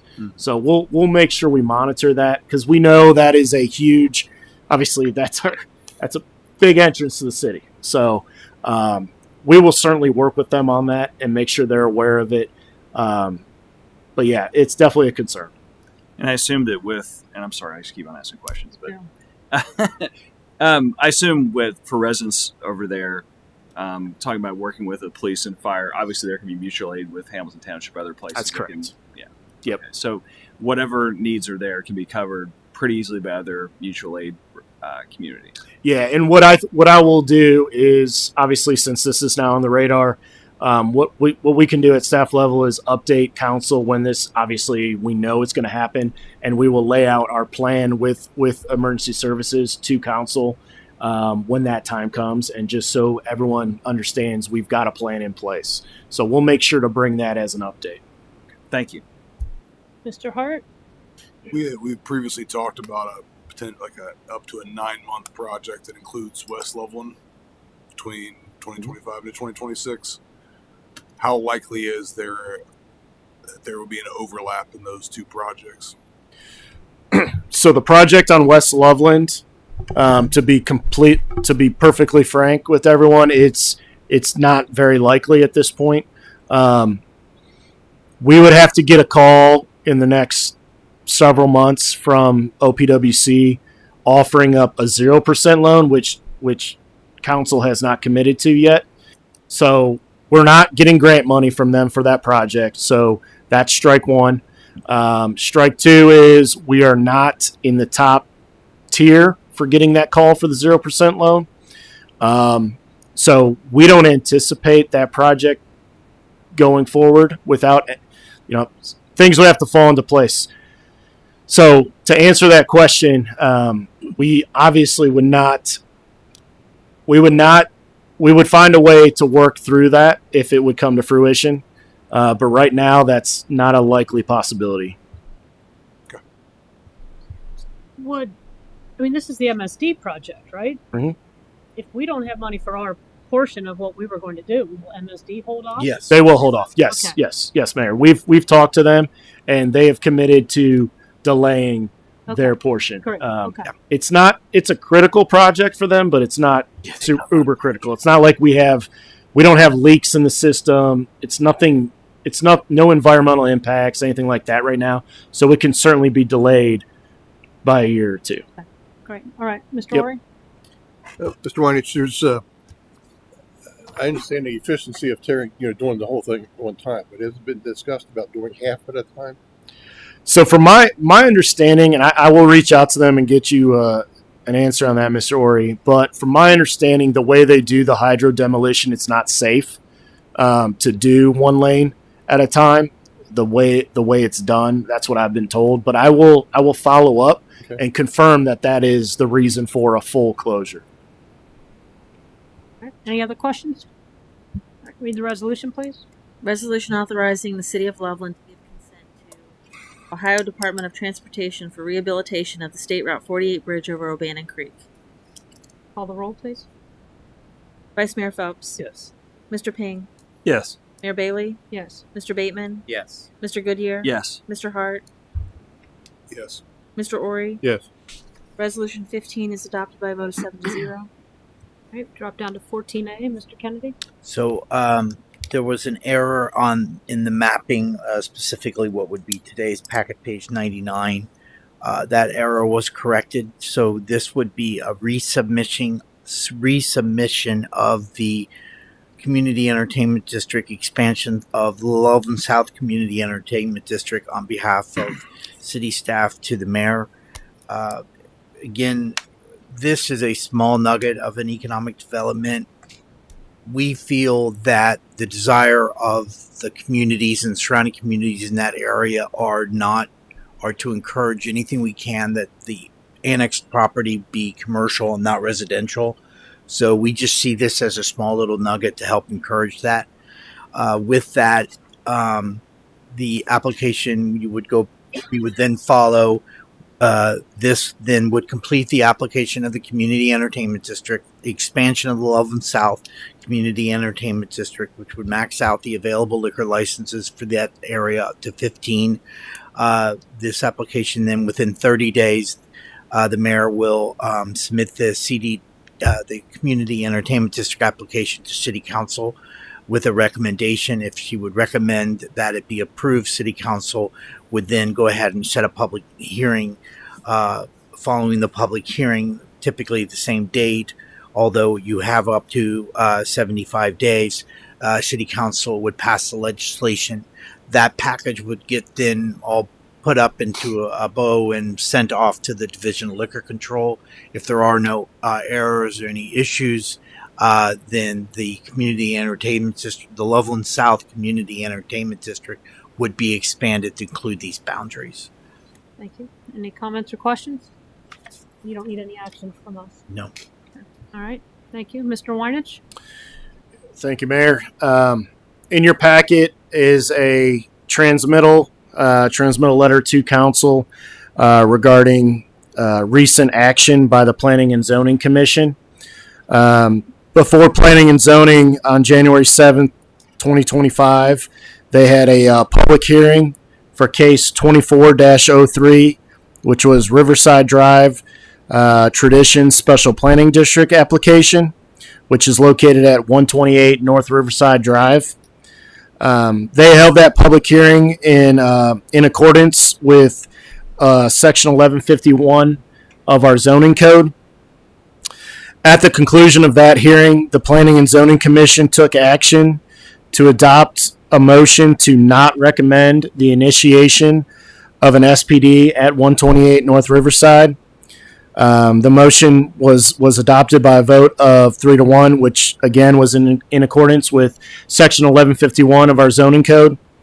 This notice of final action has been transmitted to the city council. We had 30 days to transmit it, and this is basically the final action, formal action to city council from the Planning and Zoning Commission. All right, thank you. And my understanding, Mr. Braun, is that we have essentially two choices tonight after discussion. We can, one, either schedule a public hearing if council's inclined to reconsider Planning and Zoning's recommendation, or we could entertain a motion to accept Planning and Zoning's recommendation to deny the SPD. Is that correct? Those are two options. I mean, are there other options? I mean, my understanding is that's what we're being asked to do tonight. Is either accept the recommendation, or if the discussion leads to an inclination to consider it further, schedule a public hearing for input. Dave, we talked about this. They can do nothing. Is that also our other option?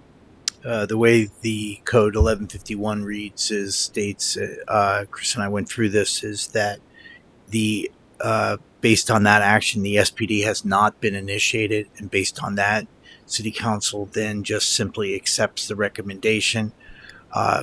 As required, it must be returned within 30 days, and that ends the process. Chris, is my... When you say accept, is that a motion to accept? That's correct, Mayor. It would be correct. There would need to be a motion from council to accept the recommendation. We need to do a public hearing. That's what. Well, what I'm suggesting is if the inclination is to reconsider what Planning and Zoning is doing, I suppose that would be my recommendation, that we would have a public hearing before we Yes, do we that. can do it by simple motion. But so anyway, I've opened it for discussion on what I'm just laying out what the possibilities are. I guess you're right. The third would be we could just vote to say to not accept what Planning and Zoning has recommended. So there's your third option. So who would like to weigh in on this?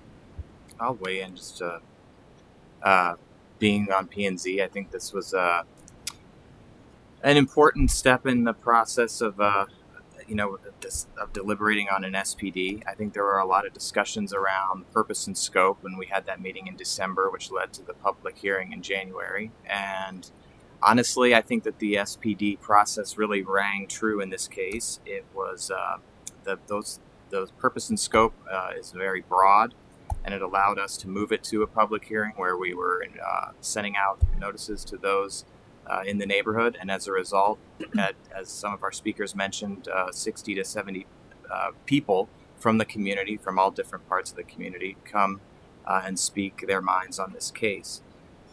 The case itself, I think, was very challenging because of the three different zones that existed within the application, and how the developer planned to utilize those three zones was to, in many ways, maximize the available density, which would be in existence in that in those three zones.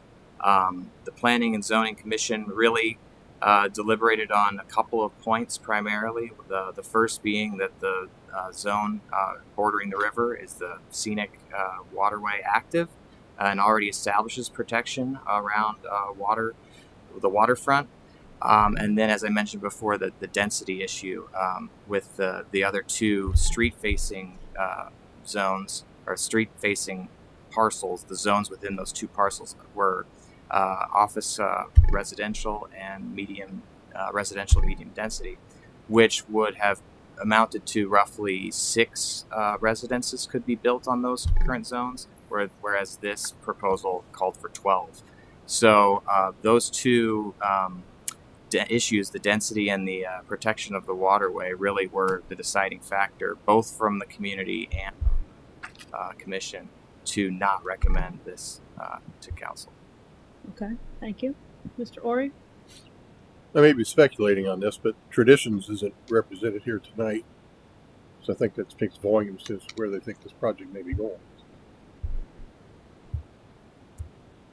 Mr. Goodyear? First, I appreciate the work that Planning and Zoning Commission did on this. I know there was 2 separate hearings, and there was a lot of interest in this, obviously. Also, I appreciate people who came here this evening and people who came to the meeting in front of Planning and Zoning, because I think that obviously we're just citizens too, and we're elected to represent people in the city. And so having input, I received emails as well. Having input, I think, is great. I appreciate everyone being involved in the process. And I actually watched on video the original hearing that occurred that led to the public hearing. I don't believe the second hearing was on video, so I couldn't watch it, but I didn't have the ability to come. But I tried to inform myself as much as I could about this issue, and I appreciate all the work that was done. For me, I would certainly support a motion to accept the recommendation of the Planning and Zoning Committee, because I know the Commission. I know the work they did, and I think there was a lot of vetting at that point. I think we should accept that recommendation. Thank you. Anyone else? Yes, Mr. Hart? Well, I certainly recognize the ability of private property owners to maximize any type of profit they may be able to gain from property that they own, and certainly don't want to get in the way of private citizens owning private land and what they do with their private land. The reality for me in many respects is that the work we did on the comprehensive plan spoke to density in a lot of places and communities not really wanting to add density in places. The protections that the river provides, the scenic river provides, also kind of play into kind of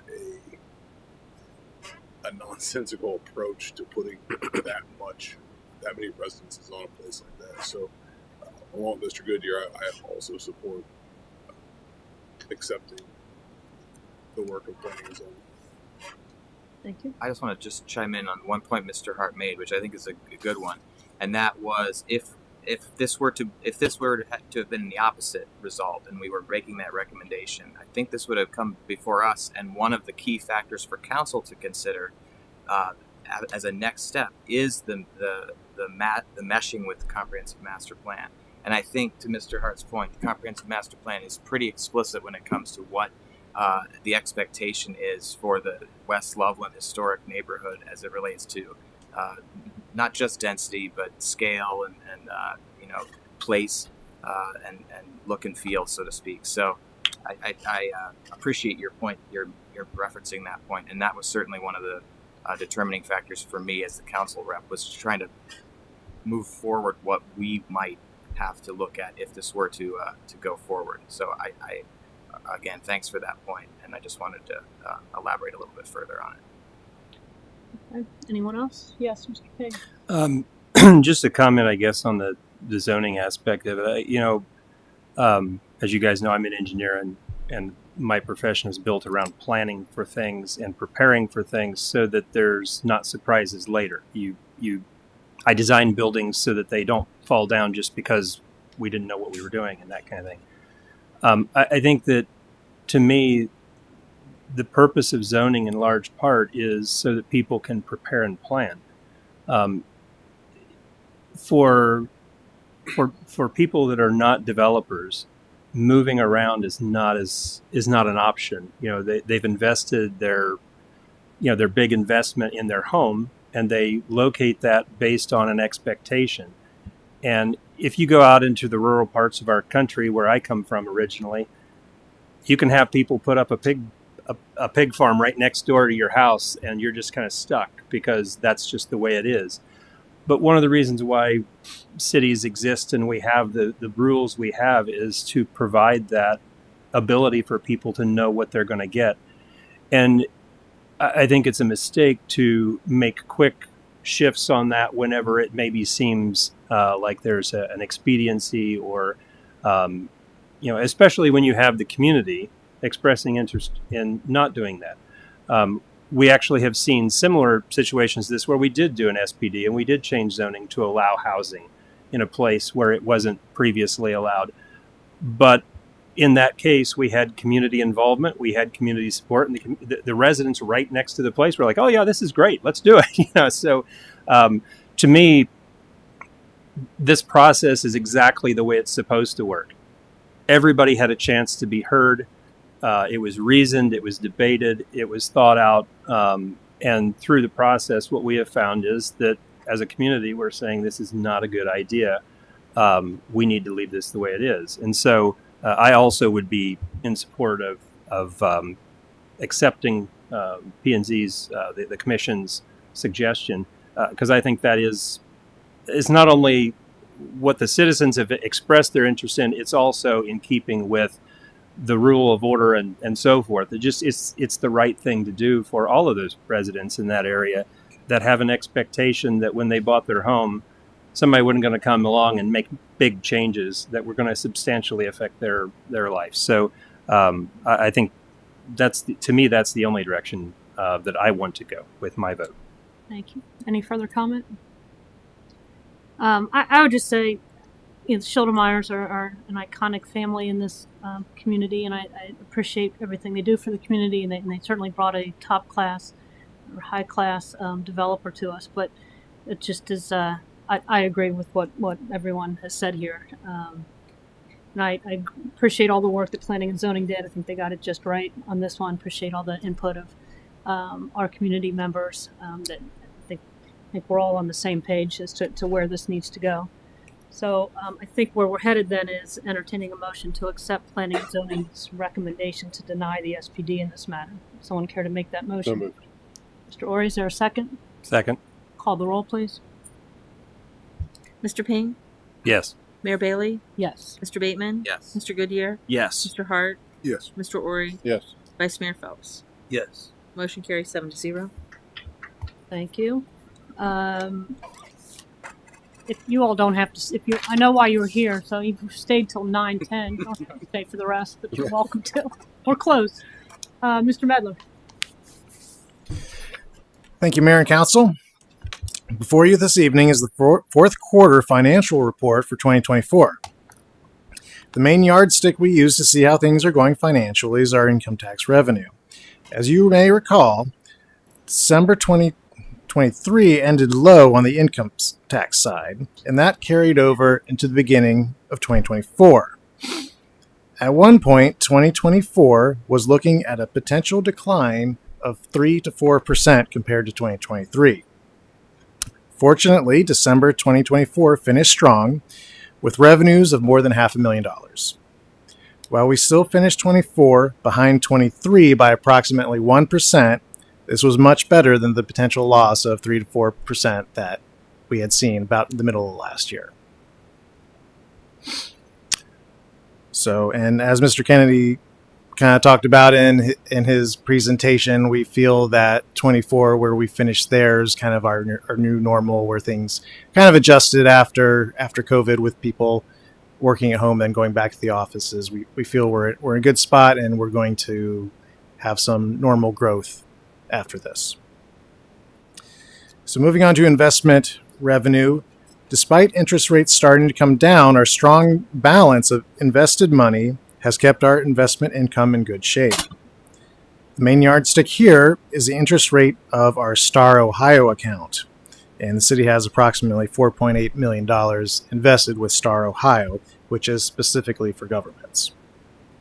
While that rate has declined from 5.58% in December of 23, the December 24 rate of 4.7 is hardly a precipitous drop.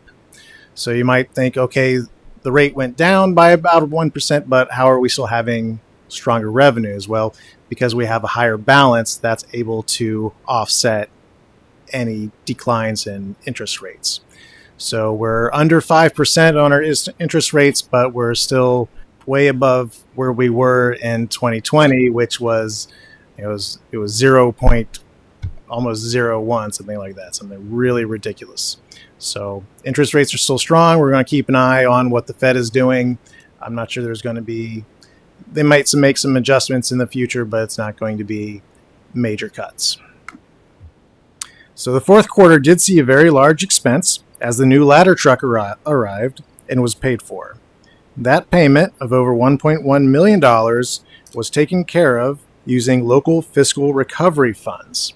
So that was, I believe, it was the second batch of COVID funds that we had kept for this expense. So a over $1 million piece of apparatus with no expense to the levy funds, no expense to the general funds, no debt. That's a win for me. The city's enterprise funds finished in good shape. WMR fee will provide for projects going forward, limiting debt. Water and stormwater increases will help those funds in the near term. So those are the overview points that I have for you. If you have any questions, please let me know. Anybody have any questions? I think we need to have a motion to accept the fourth quarter quarterly update. Move to accept the fourth quarter quarterly update. Is there a second? Second. Call the roll, please.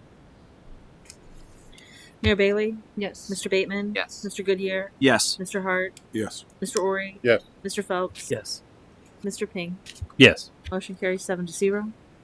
Mr. Medler, you already touched on the income tax. Do you need anything else you need to add? Sorry, Mayor, I do not have any additional points on that. Okay, very good. Mr. Weinich? Yes. The last update I gave on PFAS and where we stand was last quarter, which was first meeting in November. Kind of give you a timeline of what we've accomplished since. We kind of overall, just in general, we've been in this little bit of a holding pattern with Ohio EPA as far as our general plan. So in November, after that last update in November 2024, we resubmitted, I think there were 15 to 16 comments on our general plan back to Ohio EPA. Once again, just to give you a background again, this general plan is essentially our outline or our overview of what we propose to do here at the City of Loveland, which is obviously the upgrades to the plant to be able to treat for PFAS. Again, this general plan entails more. It's not necessarily design. It's not design work. It's simply laying out our financials, our regionalization opportunities, everything that you would look at in any, when you're making any big decision, we have to outline why this is the right decision to move forward with a plant or upgrading our plant here. So we resubmitted those. Also in November 2024, we, as we talked about, we're going to do quarterly testing, continual quarterly testing on our finished water. We got our test results back, and our PFOS, which is the one that notoriously has been above the proposed maximum contaminant level, that came back at 17 parts per trillion, so it was over the 4 parts per trillion. All other PFAS constituents were below the proposed maximum contaminant levels from the Ohio EPA. In November, also, we added that historical sampling chart. So what we did, we just did a quick little Excel chart showing what our sampling looks like since I think we started sampling somewhere in 2020. So we put that on the website. So that's up there to see what our sampling looks like since then. And also in November, we were notified that the settlements with BASF and Tyco were approved in court. Those amounts that will come back to the city are yet to be determined. There's like a 90-day wait period until we'll be able to submit our quantities that we've been pumping out of the ground to figure out what they essentially owe us in a settlement. So that's to be determined. As of yesterday, we got back 2 additional comments. So out of the 15 or 16 that we needed to address on the general plan, all of those were considered addressed, which is a good thing. We had 2 additional comments that came back from the Ohio EPA that I'm currently working on to resubmit. Both of these two comments are actually good, easy comments, in my opinion. I think we'll be able to address them very, very quickly without the use of a consultant or anything like that. I don't need to get them involved again. These are simple financial things that they're looking for, so I'll be resubmitting that. And I will continue to push on them to get an answer back if we've got an approved general plan. That is key. Once again, just to reiterate, once that general plan is approved, we will be able to apply for the funding we need for the design, which we've essentially been on hold until we know if we get this general plan approved. We could potentially get the full funding for the design, which is upwards of $2 million. And then it will also trigger the ability to apply for up to $4 million for design. So this, again, just not to hammer it so hard, but this general plan is crucial. So I actually see a light at the end of the tunnel, which I didn't anticipate, to be completely honest with everyone. This was a good email we got yesterday. So we'll continue to move on that, and we'll see where it ends up. So. Thank you, sir. Anybody have any comments or questions? It's the Ohio EPA that holds the cards on this. That is correct. They the funding that came down from the federal level all went through the states through their through Ohio's WSRLA funding. So again, they hold all the cards in getting that general plan is very critical, and the fact that we were able to explain to them what regionalization would cost us compared to the cost for upgrading the plant, and for them to essentially not come back with any comments on that is a good sign for us. Any other questions, comments?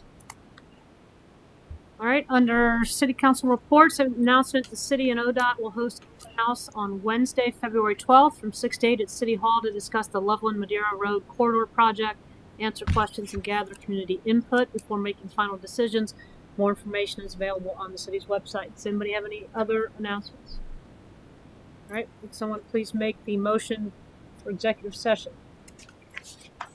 Move that we adjourn to executive session under Ohio Revised Code Section 121.22G2 to consider the sale of property. Is there a second? Second. Call the roll, please. Mr. Bateman? Yes. Mr. Goodyear? Yes. Mr. Hart? Yes, I will not be a participant. Pardon me? I will not be a participant. Not a participant. Mr. Ori? Yes. Mr. Phelps? Yes. Mr. Ping? Yes. Mayor Bailey? Yes. Motion carries 7-0.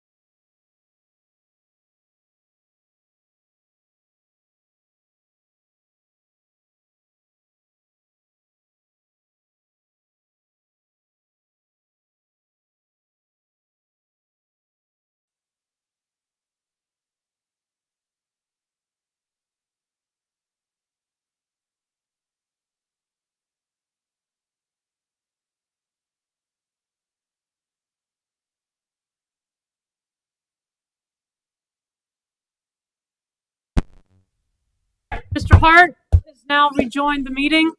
Can we have a motion to adjourn? Motion to adjourn. Second. Call the roll, please. No, I put my thing over. No, it's right here. Mr. Goodyear. Yes. Mr. Hart. Yes. Mr. Ori. Yep. Mr. Phelps. Yes. Mr. Ping. Yes. Mayor Bailey. Yes. Mr. Bateman. Yes. Sweet. 10 o'clock. You're about to